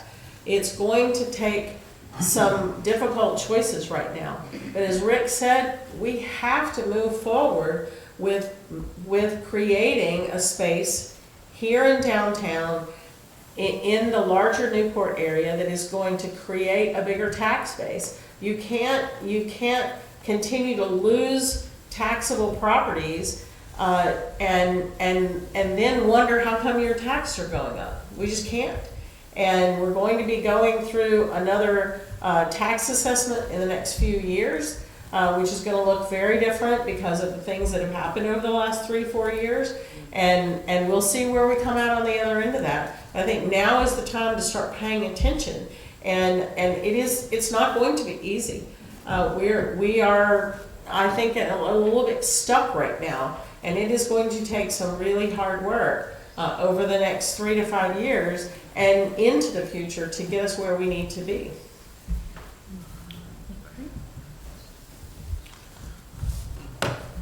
Can you repeat the question so I can, there was a lot of information, so good information. Scrolling backwards in 1 minute. No worries. I just want to stay in the scope of the Yep. question. So it's given the increasing tax rates, what do you see as unnecessary factors leading to that tax rate increase? And what could be done to reduce the tax burden? Okay. Certainly as identified, there are certain rates that are just inherent. They're going to be what they are. Right now, we need to pay employees, we need to pay insurances, we need to pay our own services and stuff and provide that. So that costs dollars. And unless dollars are coming in, we're putting out more than what's coming in. And it was identified at one time at a meeting that I think every quarter we're bleeding $250,000, somewhere around that. I think what the treasurer had said. So I mean that, someone's in that number, if I remember correctly. So we definitely need to have a revenue coming in. These services cost money, and when the services go up and the cost of living goes up, everything goes up. You set rates now on the water, hopefully with the metering stuff, that could help factor in a lot of potential lost revenue, and it certainly could help other people as well. But we just need to find things and areas where we can trim the fat. And I dare not to try to unencourage any of our employees by threatening their pay, their insurances and stuff, because we want them to be happy employees as well too. So these are things we have to factor in. Definitely bringing more business in. We have to have housing. We have to have housing for all classes as well too. And again, we need to bring them into the area because walking certainly is a potential, revenue there, disposable income. That's it. I agree. Okay, so the next question is, there has been some conversation about there being conflicts of interest within, with people running for council and sitting on the council. We actually had a number of submissions about this, so I figured that would be a really good one to address. Do you feel that there is a conflict of interest? How should it be dealt with if somebody with a conflict of interest sits on the board? And how is it being dealt with in other cases similar to this? So in this case, we would start with Kevin. There would appear to be a conflict of interest, and I'm sorry to say it, Rick, but if you're on the board, primarily because, not that you're on the Newport City Development, but that you're a director of it, and that the city allocates money to that. And I don't know you very well, but I know what I do know, you're a man of integrity, so you would remove yourself from the discussions, which is unfortunate because you have a lot of knowledge and development. So it's unfortunate, it's a possible asset we would be losing. Our new city manager appears to be very competent, bright, and able to get grants. And I've heard a lot of talk about the city doing that, and our previous city manager has done that in the past. I think if we had our city manager working with you in your capacity at Newport City Development, downtown development, would be great, and forestall any unexpected grievances about conflict of interest. 30 seconds. That's about it. Okay. Rick? There are good people in this room who disagree with my assessment about this, so I'll just note that and say I disagree with the assessment, Kevin. You know, my judgment is that the reason a policy exists to address conflict of interest is because anyone who is active, especially in a small community like this one, in their community or in community organizations, has the potential to face conflict of interest or the appearance of conflict of interest when they serve in public office. And so the question really is, as you say, one of integrity and trust and transparency. And you know, there are two instances that I can think of at this point where there could be potential for conflict of interest in my particular situation. It's true that Newport City Downtown Development for the last several years has been receiving $30,000 a year as a line item in the operating budget of the city to support the operating budget of Newport City Downtown Development. It used to be that that was a very significant portion of our budget. Even 3 years ago, that represented over 50% of NCDD's budget. This year, our budget is nearly $150,000, and it represents about 20% of our overall budget. And I take a salary from that organization, $40,000 a year, and there is clearly a potential for at least the appearance of a conflict of interest there. And I would certainly turn to the city attorney for counsel about how to deal with that appropriately. Similarly, the Newport City Downtown Development has been working hard to build capacity to be a genuine partner to the city of Newport in actually making the long-term plans and implementing them for the downtown development that we so desperately need in this community.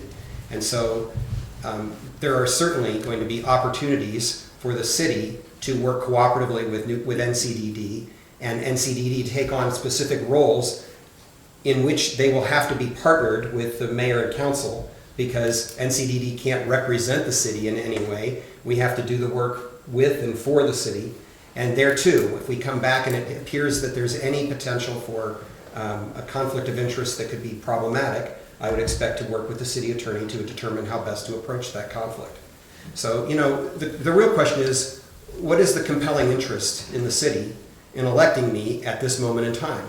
And I think the answer is, we need some people who really have a grasp on how to actually do the work 30 to move our seconds. city forward on the long-term development questions. And there are plenty of other communities across the state that have dealt with similar potential conflicts. Right now, the mayor of St. Albans is also the director of the Franklin County Development Corporation, which clearly has something to do with how the city operates there. There have been other designated downtown directors before me across the state who have served on select boards and councils as well. So it's not a new problem, it's nothing new under the sun, and if we deal with it openly and respectfully and transparently, we can get help from our city attorney to manage it. All right. Laura? So I think it's been said that in a small town, which we are, that just about anybody that has anything to do with the city, volunteering or employment or whatever, may find themselves in a conflict of interest. And I think as Rick has said, what becomes important is how we handle that. And that's what I think we have to do. We have to use our city attorney. We have to look at our charter. We know that from the charter, and I have it here in front of me, that there are actually certain positions in the city that cannot serve on the city council, period. And it could be, any of us at this table that could, in a capacity, would have to recuse themselves, would have to step down depending on where they are. Our members of our fire department are not allowed to sit on the city council depending on their role. And the charter specifically says, the collector of taxes, superintendent of streets and waterworks, a city attorney, board of fire wardens consisting of one chief and a first and second assistant engineer, and such other officers not herein otherwise provided as are required by law. So, this is really specific in our charter that it says that these particular people cannot serve on the city council. And what we have to do, though, is at this point, we have to look at those people that are interested. We have to look at the people who are willing to serve. And we have to step into what Rick said, into the conversation of how do we really make it work? Is it possible to make it work? And that's where we need to go. All right. Carl? I am like everybody else, see, hear, and experience things here in Newport. Conflict of interest. If you're going to elect me to be on the council, you expect transparency and truth from me. And again, I'll give it to you. The facts are what they are. We can't take away, but we have been going through a tumultuous time, transitional with administrations and stuff.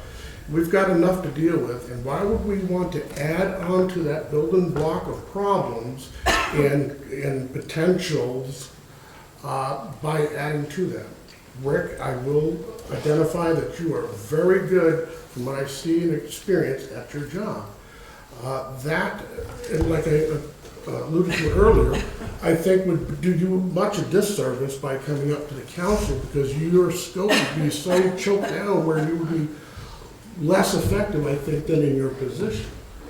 The old adage is, why would someone making $500,000 want to come to a $5 job?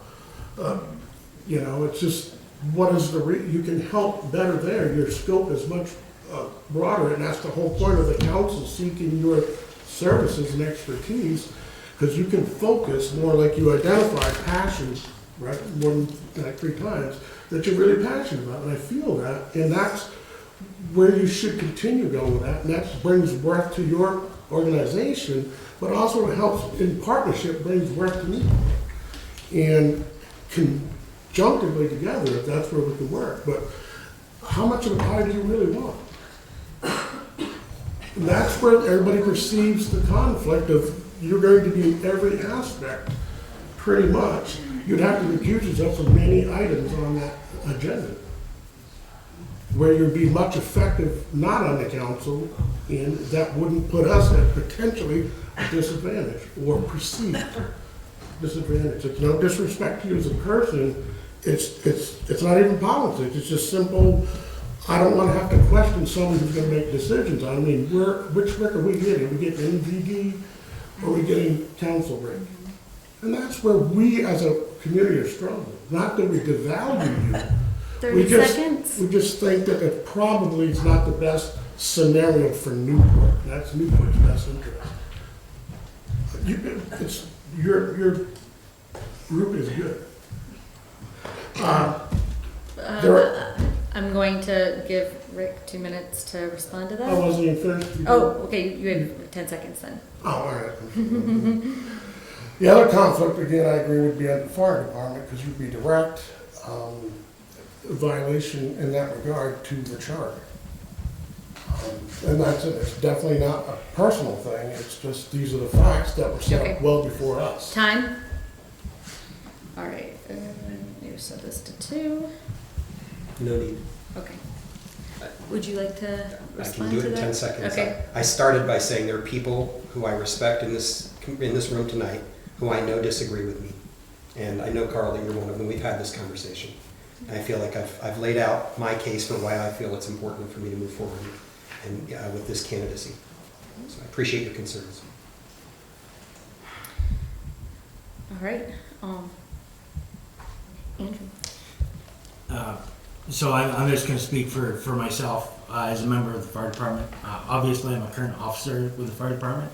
I understand there may be a conflict with that, but it's a volunteer position. So I look at that as I'm going to help you I'm protecting you, and that's no different than me would be on the council. I'm a servant of the people, and that's what I am in both roles. If I need to step down as an officer on the fire department, I have no problem absolutely doing that, if that is what it comes to. But again, I would reach out to the lawyer and figure out exactly what it is. And the amount of, the fire department budget versus the city budget is minimal, for starters.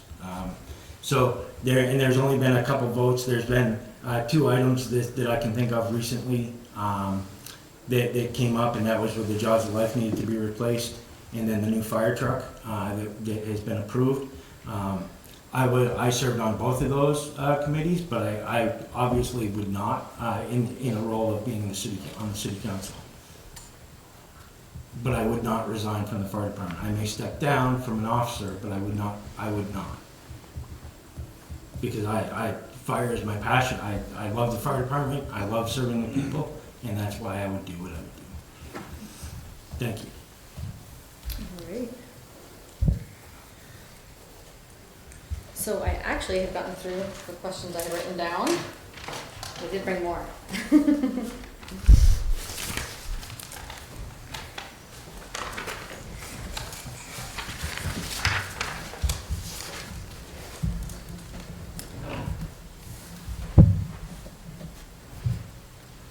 I am going to look through some of these because some of them are kind of difficult to just read as is, so just give me a second.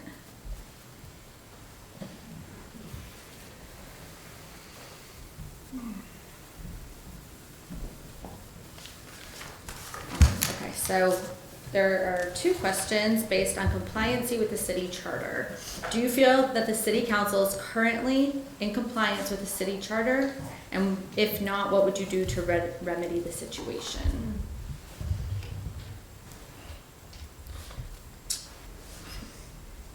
I've read the city charter in the last month and a half, and there's a lot. To the best of my knowledge, the city council is currently in compliance with the city charter. What's that? That's it. Okay. Laurie? I would absolutely agree. According to the city charter, the mayor is to be considered the CEO of the city, and that mayor acts in conjunction with the, I call them select board, but it is the whole council. And I absolutely believe that currently that our city council is acting just as the charter lays it out for them.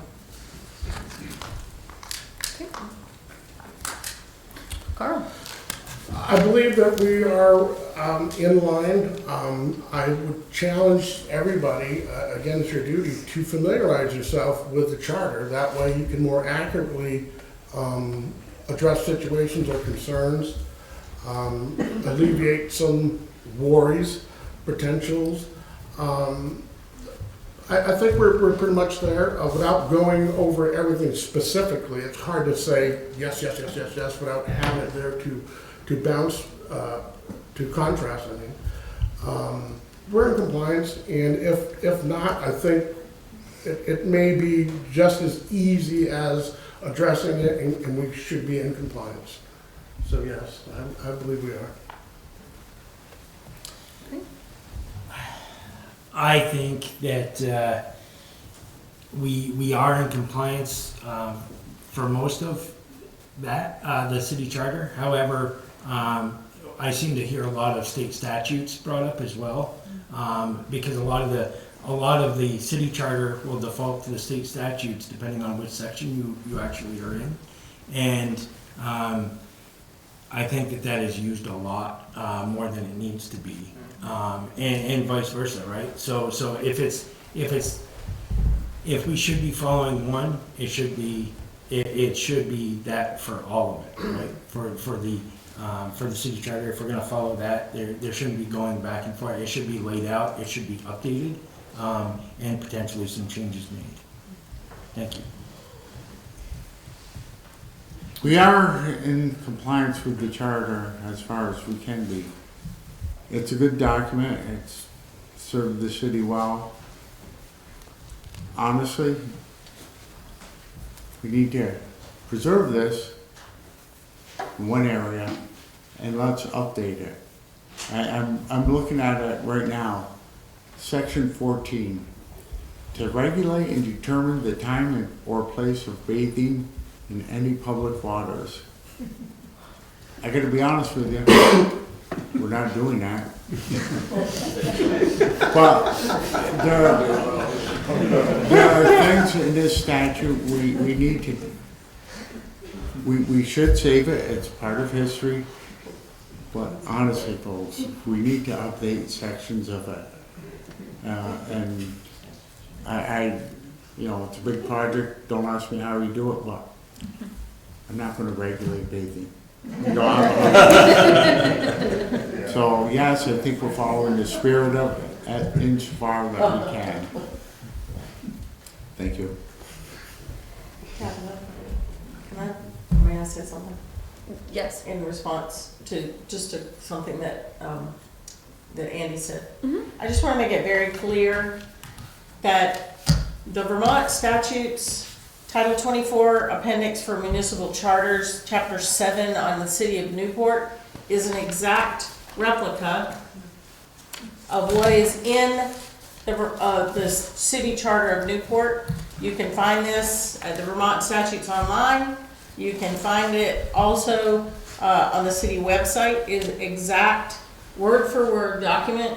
So when people cite Title 24, Chapter 7, it is exact to the city charter for the city of Newport. Just want to clarify. All right.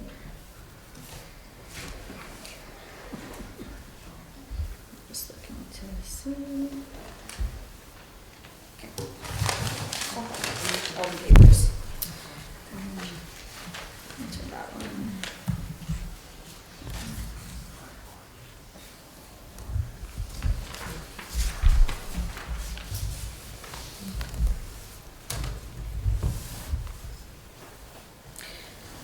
Seeing as the city charter requires that a city manager be bonded, would you consider it your duty to be aware of and ensure that this bond was in place at the time of their appointment or reappointment vote by the council? I'm going to have to ask you to repeat the question. Yep. Seeing as the city charter requires that a city manager be bonded, would you consider it your duty to be aware of and ensure that this bond was in place at the time of their appointment or reappointment vote by the council?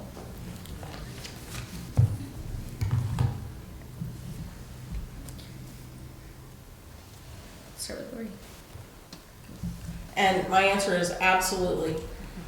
Because in the city charter, under section 40, under the city manager, it does say that the city manager shall execute a bond in favor of the municipality for the faithful performance of his or her duties in such sum as may be fixed by the council.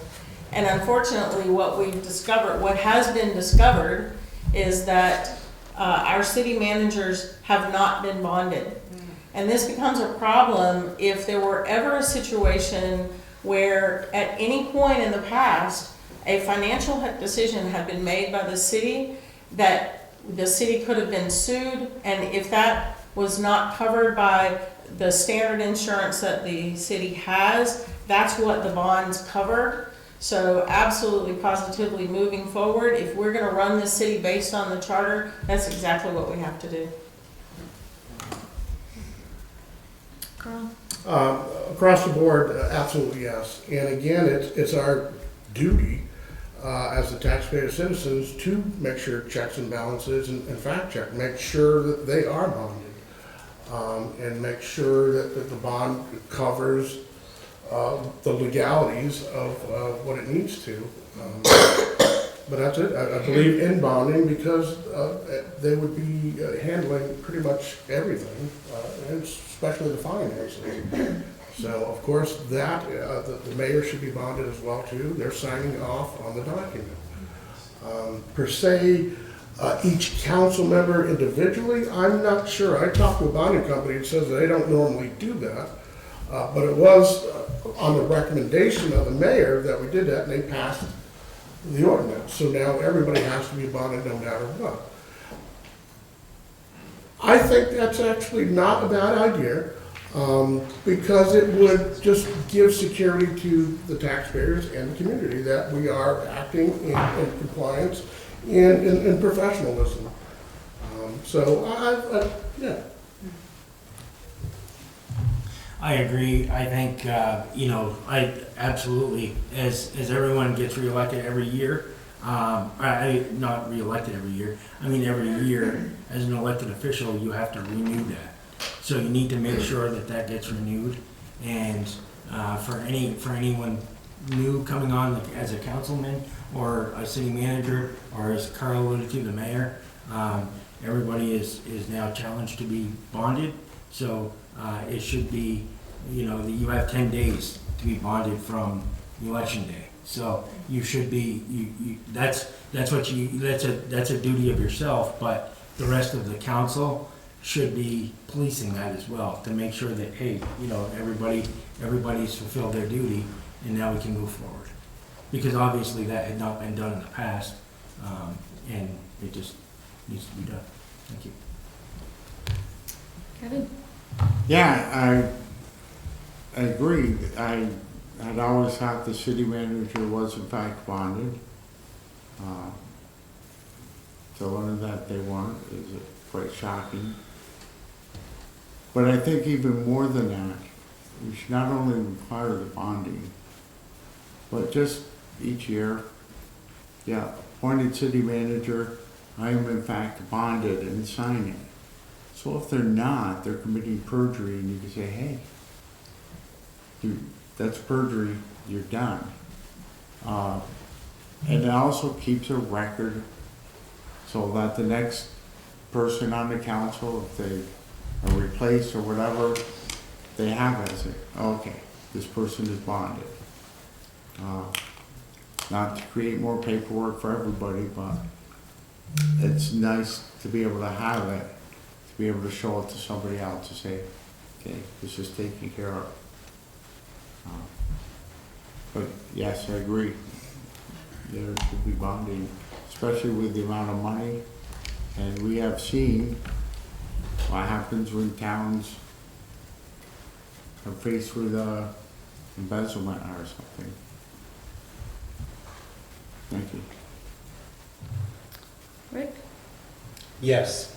Can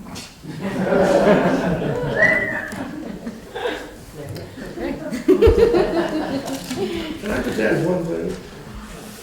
Just the fact, I think think that also should be a part of the packet released to the public as well too, that document, just to prove so you have for your own records, the accessibility, just to prove for your fact checking that our elected officials are bonded, and you should have access to that. All right.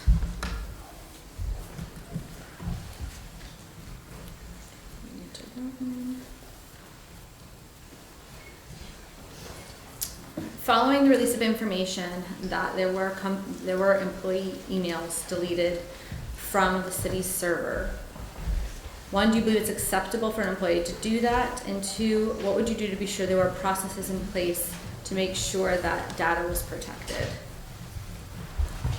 And in this case, we will start with Carl.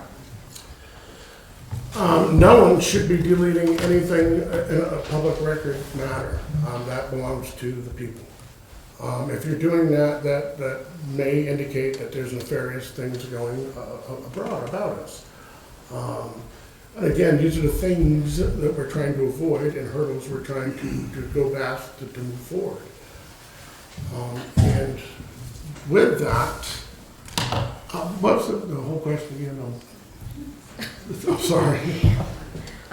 Basically just, in light of the fact that emails had been deleted from the server, what, do you believe that is acceptable, and what would you do to make sure there are policies in place to protect the So data? absolutely no, it's not acceptable. I believe the city should be charged with hiring a tech firm that would offer a secure server, so our information is kept secure and guarded, and that way we can watch who goes in and out, and we can lock people out when they are out of office.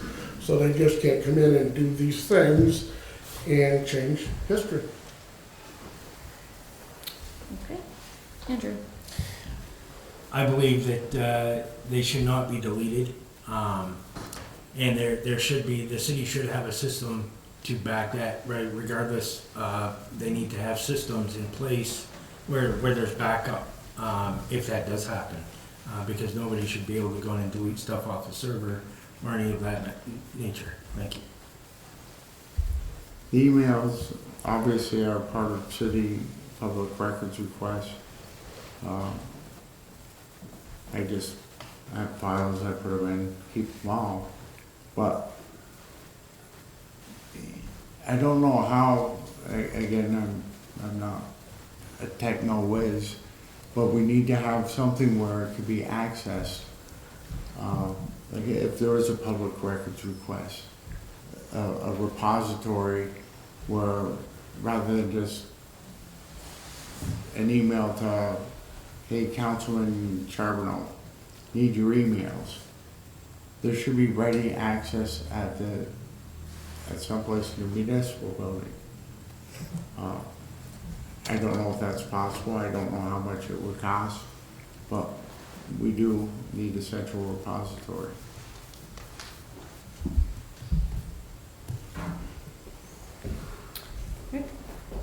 I believe it's inappropriate to erase emails or any other document of the public that belongs to the public, and our emails obviously would as council members. And I trust that there's someone out there who can tell us how to go about ensuring that it's done. Okay. I absolutely agree. I find it very difficult to understand how someone in the position that deleted those emails actually went ahead with it. It's very disconcerting. And when the word transparency has been thrown around this table this evening, that to me falls under the worst era, or maybe decade is the term I should use, of non-transparency that I believe has happened in our city government. And so absolutely, we have to know that there is a way, there has to be a way to maintain those records. Even in the company that I work for, there are files. All of my emails whether I think they're public or private, are all on the servers. And I can delete what I want, but they're there. I can guarantee it. And I have to know that as a citizen or as a council member, that any contact that I have with the city is absolutely going to be public knowledge. And it should remain that way. And it should not be deleted off from in any way, shape, or form.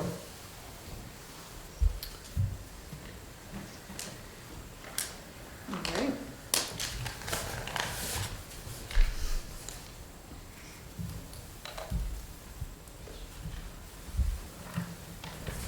Not sure about that.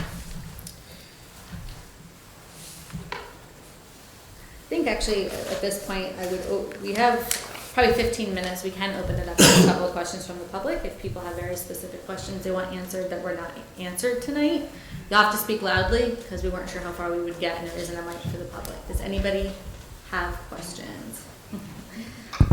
This gentleman here and yes. Sure, Jay Walsh, Newport. Seeing as over 30% of the population of this city is 65 years and over, what would you do to address the issue of senior housing? And then one other quick question, which is even simpler. If you're not elected on the 5th, who would you like to see on the, just one person? Well, I think we're going to deal with the housing.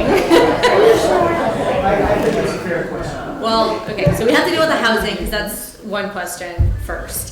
So we're going to start with Andrew and we will deal with the housing question. Perfect, I drew that straw. To address the housing issue, I spoke to that earlier a little bit. We have to obviously bring housing to the city. I know there's a lot of plans in place, or people are working on some plans for the Spates block, different things, but I do know that is a huge concern for elderly housing because we've lost over the last few years, we've lost some locations. So that is a big piece of what we need for housing. I know there's some Rural Edge is doing a project or starting a project here. We need to bring in all sorts of housing, not just the elderly for the elderly, but for everyone, right? The hospital needs staff. Everybody needs staff, but there's no housing. So we have to have housing to fit every generation, not just the elderly thing. And just one person. There's 2 slots, so I guess I don't know where you're going with that, but I'm just trying to figure that out. So why wouldn't you? If you weren't the one, if I was somebody else if would. Right? Who would you like to see on the council? Who would you like to see in your stead? Mr. Charboneau.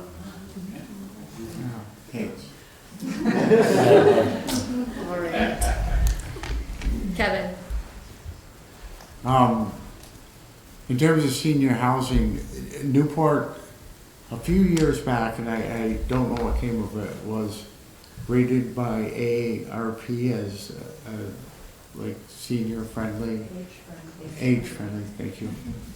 And that's something we really need to keep up, and that's also a resource that can tell us or show us these are things you need to do to make your city more viable for aging people. In terms of development, we do need appropriate senior housing. We can assist and make that happen through, support, not financially, unfortunately, we don't have money. But there is a TIF, tax increment financing. There's zoning that can be, work with them. It can definitely make it appealing and see if they need any infrastructure upgrades. Maybe the road needs to be widened. something of that nature where we can do that. And then, as far as voting for somebody else, Mr. Touchette. Thank you. I didn't feel compelled. So the challenge of housing for senior folks in the community has ripple effect that's actually impacting housing across the board in our community. It's a crisis because, not just because our seniors need good, livable housing, but also because currently seniors who have lived here all their lives are occupying 3-bedroom, 4-bedroom homes that ought to be becoming available if we had a healthy system and they could be moving into smaller homes, then there would actually be more homes for families on the market here. So it's got this kind of ripple effect, and it absolutely needs to be a part of our long-term strategy, whatever we're going to put together for how we're going to develop not just the downtown. There are some other key sites across the city that could conceivably be reworked for senior housing, and it's going to take intentionality to get us to an actual plan and then to follow through on that plan step by step. It's not an overnight prospect. And I'll disappoint you, Jay, and probably some other people in the room as well. I refuse to answer the question the way it's framed. And the reason is actually really important to me, which is that we have a situation in which our community is pretty deeply divided. And I don't think it's helpful for us to try and choose up sides. My intention, whether I'm elected or not, is to work cooperatively with everyone else sitting at this table and with the current members of the council and with our mayor and with our new town manager and with the business and residential community here in Newport to drive the city forward in every positive way we possibly can. All right. Laurie? Senior housing is definitely an issue.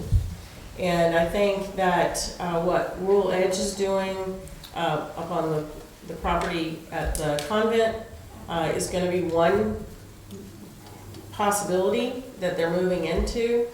But we definitely have to continue looking at how to do this in our community. I have spoken with Heidi Eichenberger, who actually brought a plan into Newport, has purchased land, and then didn't get any support. Now, I don't know all the reasons behind that. I have spoken with her a little bit about it. I don't know if the project was too big or just the wrong thing. I really don't know. But it's unfortunate because I understand that this could have been something really great, even if it had only started small, because of the way that it was done. And I understand that she has been successful with that in Canada, but there's a whole different mindset there. And there were businesses behind her, from what I understand. Now, I'm not going to say one way or the other if that would have been great here or not, but we definitely have to revisit that as part of, like Rick said, with the overall plan of what we're doing. Median income and senior housing. We have to have some better options for our young people and for our seniors when it comes to housing. And I just want to say this, I did have a conversation with actually a local real estate person who had said to me out loud, I can do just as good a job as Rural Edge if I'm given the right amount of money and the right way to finance it. We can't live on grants alone. We need to support our businesses who can actually build these. And some sort of proper financing for them. And that's what I see as the best. And actually the phrase that came through my mind was, I refuse to answer the question on the grounds that it may incriminate me. So thank you, Jay. I appreciate you, but I am not going to answer the question really for the same reason, because I want to really be able to work with all of these people and our current council members. I agree. Rick really identified a good phrasing with the ripple effect. The seniors do, sometimes, as they deservedly so, it worked a long time. Our community was built on the backs of seniors. That's how we got here, and veterans. And as they get older, they sometimes don't need the larger accommodations, and if we can provide housing communities where they can downsize, that will free up a lot of real estate. We still are going to be shorthanded in the long run, so it is a time process. But if we do provide transitional places to go to free up their homes, or different options, it doesn't have to be free up, just an option.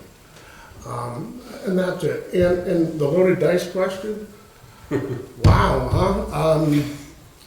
You know, I think the best way to answer this is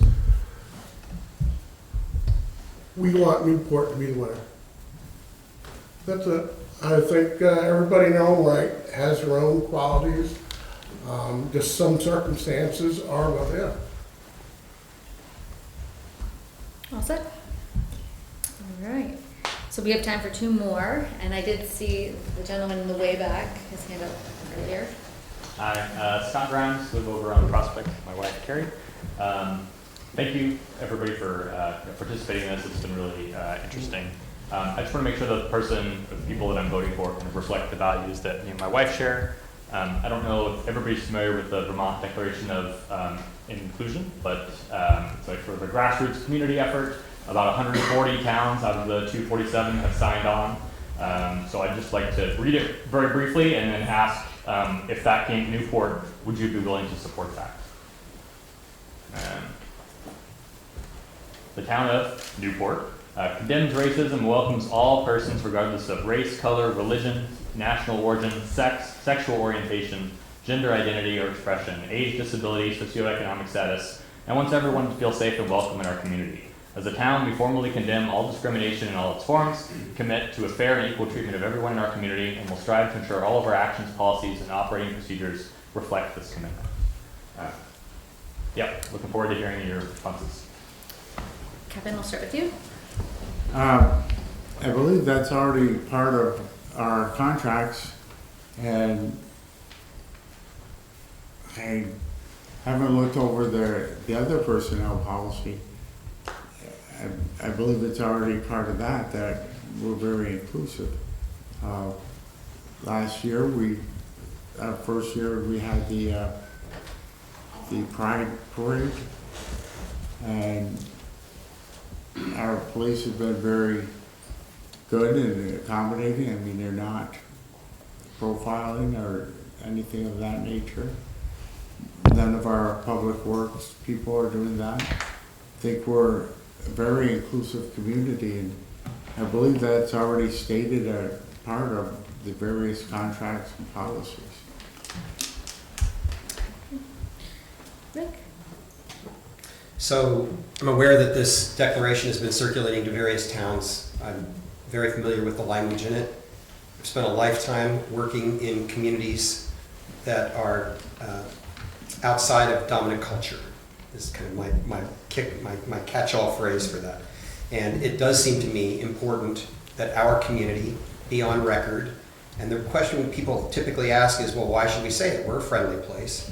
And my answer to that question is, if you have not been outside of the dominant culture, if you are part of the dominant culture, there are all kinds of hidden ways in which people are made to feel unwelcome. So it takes intentionality and effort to name the fact that we are, in fact, inclusive in today's world. So I'm all for the statement, and then I'm even more interested in what it takes for all of us as a community to do the work together of learning about the ways to make this community genuinely welcoming. There have been incidents during my tenure at NCDD where I know of people who have been accosted on the street because of the color of their skin, people yelling epithets at them and swearing at them. There have been incidents where folks who are in the LGBTQIA+, which is the current language that's being used, I forgive the letter soup, it's just the way folks choose to be identified. Folks in that who identify as LGBTQIA+ in this community have felt targeted, or at the very least kind of misunderstood and hidden in this community. And it seems to me it takes intentionality to create an open community where all of us and our children, who, by the way, are often in some of these categories, will feel welcome here and feel like they can stay. Laurie. So, I have been accused in this political season of being a homophobe. And I want to make it very clear that I have a very deep faith, very personal faith. However, that does not keep me from recognizing the community at large and working with people across the board. So I would need to take a little bit more deeper look at the declaration to make sure it really covers, because let's be honest, I was just discriminated against by someone who called me a homophobe. And I hear what you're saying, Rick, and it is because I live in that mainstream, that dominant culture, like you said. But if we're gonna accept everybody, we need to accept everybody. And I am more than willing to have that discussion, so. Carl. My answer is an unequivocal yes. I will never, ever discriminate against anybody and take a potential of discriminating against a potential developer, business person, whoever. They're in all demographics. We should be welcoming everybody, period. I support that as well. I feel that it's going to take more than just the council. It's going to take the community to do that. And it's going to take a strong council, regardless of who's in there. They're going to need support from not only just the council, the mayor, the manager, city staff. I know the city staff is already, like Kevin alluded to, they're on board. And I think it's just going to take some time. It's not going to happen overnight, I'm sure, as far as the community, but I do support that. Thank you. And there was a third question too over here. Yes. So I'm gonna go in the weeds with you guys a little bit. So the city charter, under chapter 40, says that the city manager is to work at the direction and supervision of the council. And in October, on October 16th, an amended city manager job description was created. And in that job description, there was a footnote. And the footnote said that because the mayor is a member of the council, that wherever the term council is used, it also indicates, it's the mayor as well. So, but the council is defined in the charter as the Board of Aldermen plus the mayor acting jointly. So when this footnote goes into the city manager's job description and it says that the word council and mayor are interchangeable, they're not. They're two different entities. And so what has happened Can you please state your question? We do want to get through them. Yep, the city manager's job description now violates the charter because it makes the city manager answer, directly to the mayor or directly to the council. And so I want to know how you guys are going to remedy that. Okay. Rick, we will start with you. Short answer is, I believe that the healthiest possible situation is one in which the mayor and council are directing the activity of the city manager and therefore understanding what's going on with the city staff. In an ideal situation, which I think we are on the verge of having, we have a city manager who has a cooperative relationship with the mayor and council and vice versa, and we're all pulling in the same direction, which has been sorely lacking for some time now. So, however we got to this moment, my commitment from this moment forward is to welcome Jonathan with open arms on March 11th, and then to work as cooperatively with him as we possibly can, because the only way we're going to move the city to a different space is by working together. But do you see it as... Okay. So Everybody needs I'm going to to answer the say. same question. All right, Laurie. So the charter says that the administration of all fiscal, prudential, and municipal affairs of said city and the government thereof shall be vested in the mayor and board of aldermen The Board of Aldermen shall consist of 4 aldermen who shall elect one of their number president of said board. The mayor and the Board of Aldermen in their joint capacity shall be called the City Council. Under section 40, it says, the council may, when the city so votes at any annual meeting, appoint a city manager who shall be the administrative head of the municipal government under the direction and supervision of the council, and who shall hold office at the pleasure of the council. So I read that. I have not read the actual official job description. However, when I look at this, it very distinctly says that the mayor and the council, the mayor and the Board of Aldermen are called the council. So I would have to take a look at the job description, but I believe that in this case, until I read it, that the city, and it does say that the city manager will work with the mayor farther down, and I apologize that I have not gotten all of this directly, but the city manager does work with the mayor to prepare certain things for the council, so. Carl? Correct.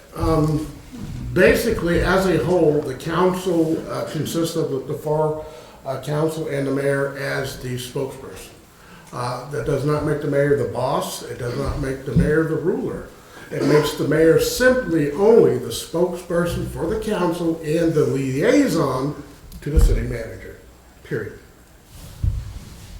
And when she brings that information back to the council, it's not to act upon separately from the council. This is a council-based administration, not some tap dancing and seizing control of Newport. It is about the council, not one person and their drive and direction and their will. What's that? Andrew? Laurie she just read the city charter there, so obviously to follow the city charter would be to give the city manager would work for the council in conjunction with the mayor, not just the mayor. Thank you. Kevin? To be honest, we're splitting hairs. I don't know why it was added, or really everything, the repercussions. I mean, it's the council as a whole. Whether that was added just for, because the mayor and the city manager will set the agenda, is that the intent? I would hope that's the only thing, because again, it's the council as a whole that would hire or fire the city manager. So I'm unclear why that was differentiated.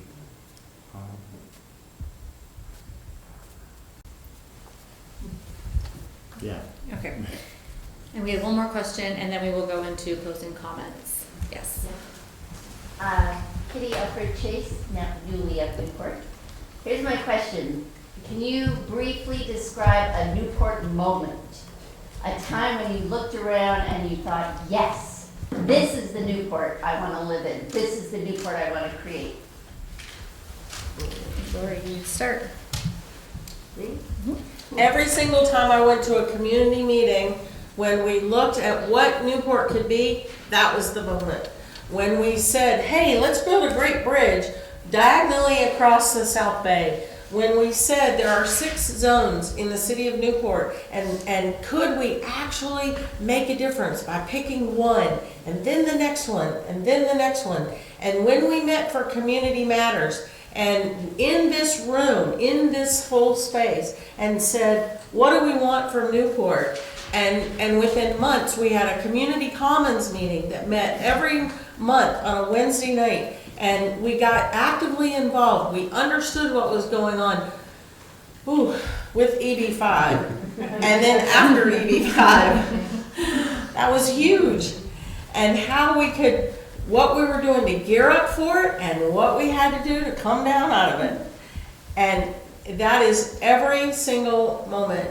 That is what I see. And that's why I carry this passion to sit on the council to finally do something. And I can guarantee you, even if I don't make it on the council, I'm not going away. And he knows that.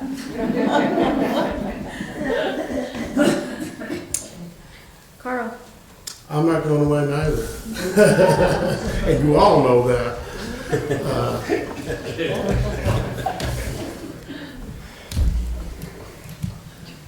Okay, the question again now? No, I was only kidding. It was only kidding. I have actually a prime example. I've been wanting to share this for quite a while. It didn't occur to me to the very first time I put a sign out. Then I put a second sign out. Then I put a third sign out. And I put 20 signs out. And what I'm trying to allude to is each place where I put a sign, I go to every day. Wipe my sign, check my sign, but observe my community. And that's that blessing of it. I get to see every day what we normally take for granted. I get to see the people walking down the street. I get to see people perusing what little shops and stuff we have, the stores and stuff. What they're doing in their yards, how they're playing with their kids. That's the Newport I want to embrace. I encourage you to drive by every one of my signs and just take a little broader look around there and just appreciate what you see at each stop. That's the Newport I want. That's the one I want to influence. That's the one I want to embrace. And I wish you would embrace me. All right, Andrew. I'd like to just a shout out to Andrea and Vero for Wednesdays on the Waterfront. The reason being is in the last 2 years, or this last year, it really took off. To see the amount of people, to see the food trucks, and I know Rick had a big hand in that, and kudos to you down here on the Saturdays. I think that's huge. It's much needed. There's a lot of participation. When we close the street down to do a street dance here, that's huge. I love to see that. I'd love to see more of that. And thank you. Kevin? I agree. There's community members have done tremendous things. Andrew mentioned Wednesdays on the Waterfront. The Saturday nights at the Gateway. There is so much happening within the community. But that happens other places too. I'll tell you what makes Newport good. When we leave here, when we go outside or whatever, we may have different opinions. You may say, there's no way in hell you're getting my vote, whatever. But it doesn't matter, because you're still going to be nice to that person. You're going to hold the door. Oh, you short money? Here's a copy. That's unique to Newport. It happens in small towns. This is the largest place I've seen it happen. It's the combination of the bigger events, those are great, but daily, your interactions with people. And Rick? I could do so many of these, but what comes to mind tonight is over the last year I've been getting to know Barbara Malloy, who is, some of you know, one of the last standing members of the Men from Magog Historical Society, though we are bringing that back to life, I might add. And I was visiting with Barbara, one of my first visits, about this time last year, a little later in the spring maybe. And I was looking through pictures with her, and there was a picture of a parade in 1986 with Memphre, the sea monster, walking down the street. And I said to Barbara, I wish this still was around. And she said, oh, I've got it in the basement. And I said, would you be willing to let us put Memphre in the Pride Parade at the end of June? And she said, well, I wouldn't want to do anything undignified. Could he be dignified? And so we agreed that Memphrey would be in the Pride Parade and he'd have a colorful scarf around him, and we did that. It was wonderful. 180 people in the parade. It was amazing. A great day. But then the better moment was about a month later, she gave us permission to use Memphrey again for the Memphrey Magog Festival, which was designed to kind of bring back the old Aquafest. And it was combined with the Kingdom Swim the end of July. And so I went out on the boat out on the Northern Star to kind of, normally we would have been out looking at the course last summer with the water. I was just out with my swimmer as a kayak support person. And while I'm out there, I get word by phone that the people who had said that they would be in the Memphrey costume were unavailable. Somebody had gotten sick, and I don't remember. I guess they were all exposed to COVID or something. And so there was a family on the boat visiting from I don't remember where with a bunch of kids. And I said, hey, would you guys like to be in a parade tomorrow morning? And they were like, really? We get to be at a parade? They were staying in an Airbnb here in town. And so they came, I think it was later that afternoon actually. They came back and we got them, we all agreed we would meet down at the parking lot here behind the municipal building. And we got them all lined up and we did this wonderful zigzagging down the street with Memphrey nodding his head at everybody. And when we got to the end, Barbara was seated in a lawn chair in front of the visitor center. And we paused and Memphrey kind of leaned over and nuzzled her a little bit with his head. And then as we took off the costume, I introduced Barbara to this family with these kids from somewhere else. And it was just a beautiful moment, right? The best of bringing together what Newport has been and welcoming new people into the community. And I love it, and we can do lots more. All right, so we are going to start our closing comments, and so we'll start with Carl. You have 3 minutes. Okay. I come to you again asking for your support. I've been very clear, very open. By now, most of you know who I am and really truly what I'm about. I've never, ever swayed one way or another. I've always been about Newport. It's about staying true to myself and to my community. I believe in the organizations around here. I think we need to embrace community leaders, and that can alleviate a lot of stress and pressures, certainly at council meetings, where that information at the council meeting can be disseminated and discussed. So I would encourage that. I do things what I call boots on the ground. I've had homeless people in my home. I feed them. I do these things. I don't go to organizations and start doing, what's the best way of saying that? Organizing stuff like that. I don't do that. I get on the ground and I do things. But I also in a capacity where I would encourage people to do that and identify them. I can communicate with people. Sometimes people find me difficult, as been alluded to, but sometimes I don't really take kindly to people trying to pull the wool over my eyes, and I hold them accountable. And sometimes people don't like that. I don't go about my life like that. I'm really a nice guy. I'm about Newport, and that's really it. I'm the average you. I'm the great commoner. I'm no more better than you, and I'm no lesser than you. I'm right there, right where I should be. A community member who really cares, and my walk and my talk are actually in line. Thank you. Yeah, as I've mentioned earlier, it's all about complete transparency, accountability, and being able to have the tough conversations. I honestly know that I am that person. I know that the need is there for change amongst the council, obviously, and there needs to be some unity involved with that, obviously. And again, if you guys feel there's a need for change, I'm your vote. Thank you very much. Kevin. Going forward, I'd like to finish up on some of the things that we've started. Finish the water tower, sever our need for water from Derby. Get that so we can get development there. Without it, we're limited in our development.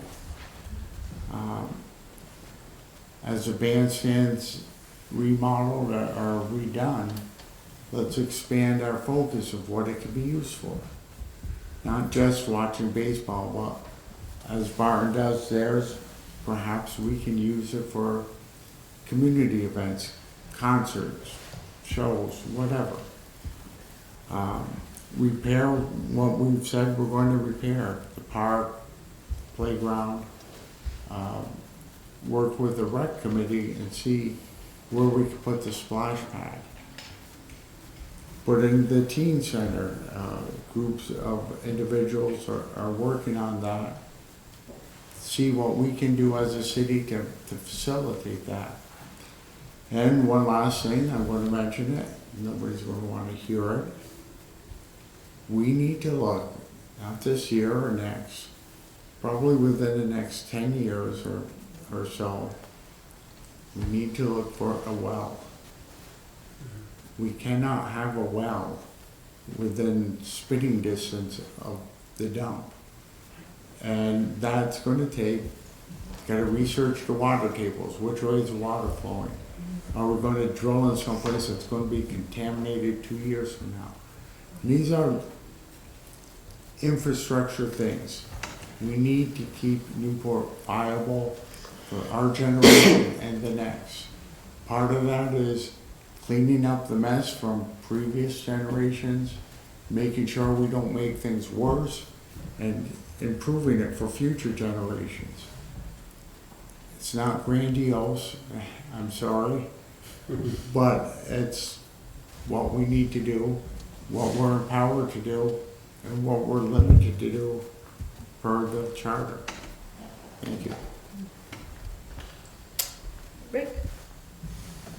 2008, Kitty and I were invited to become the co-directors of a small 90-guest room conference center in the lower Hudson Valley, about 35 miles north of New York City.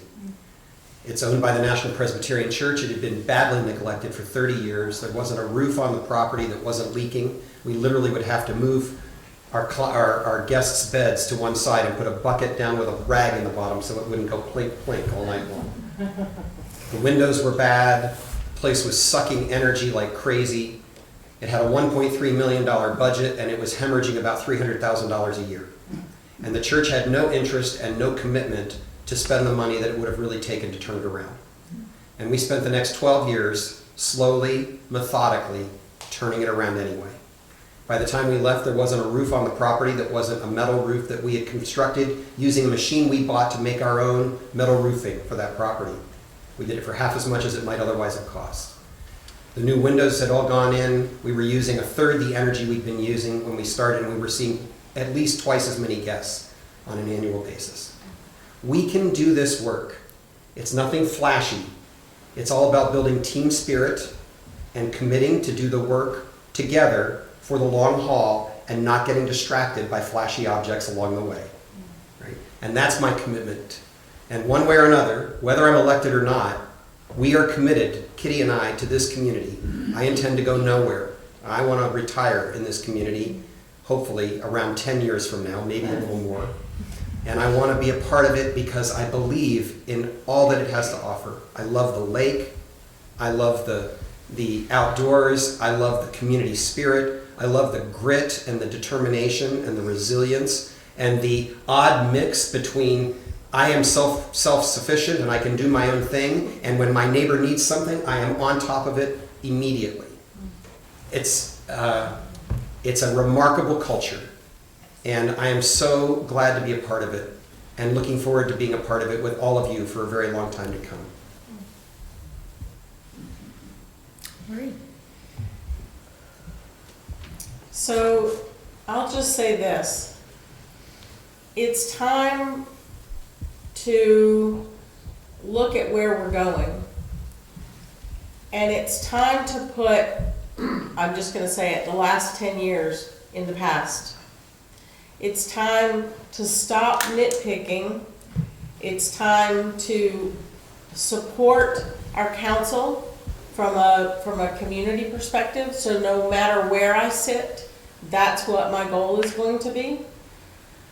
We need to support one another.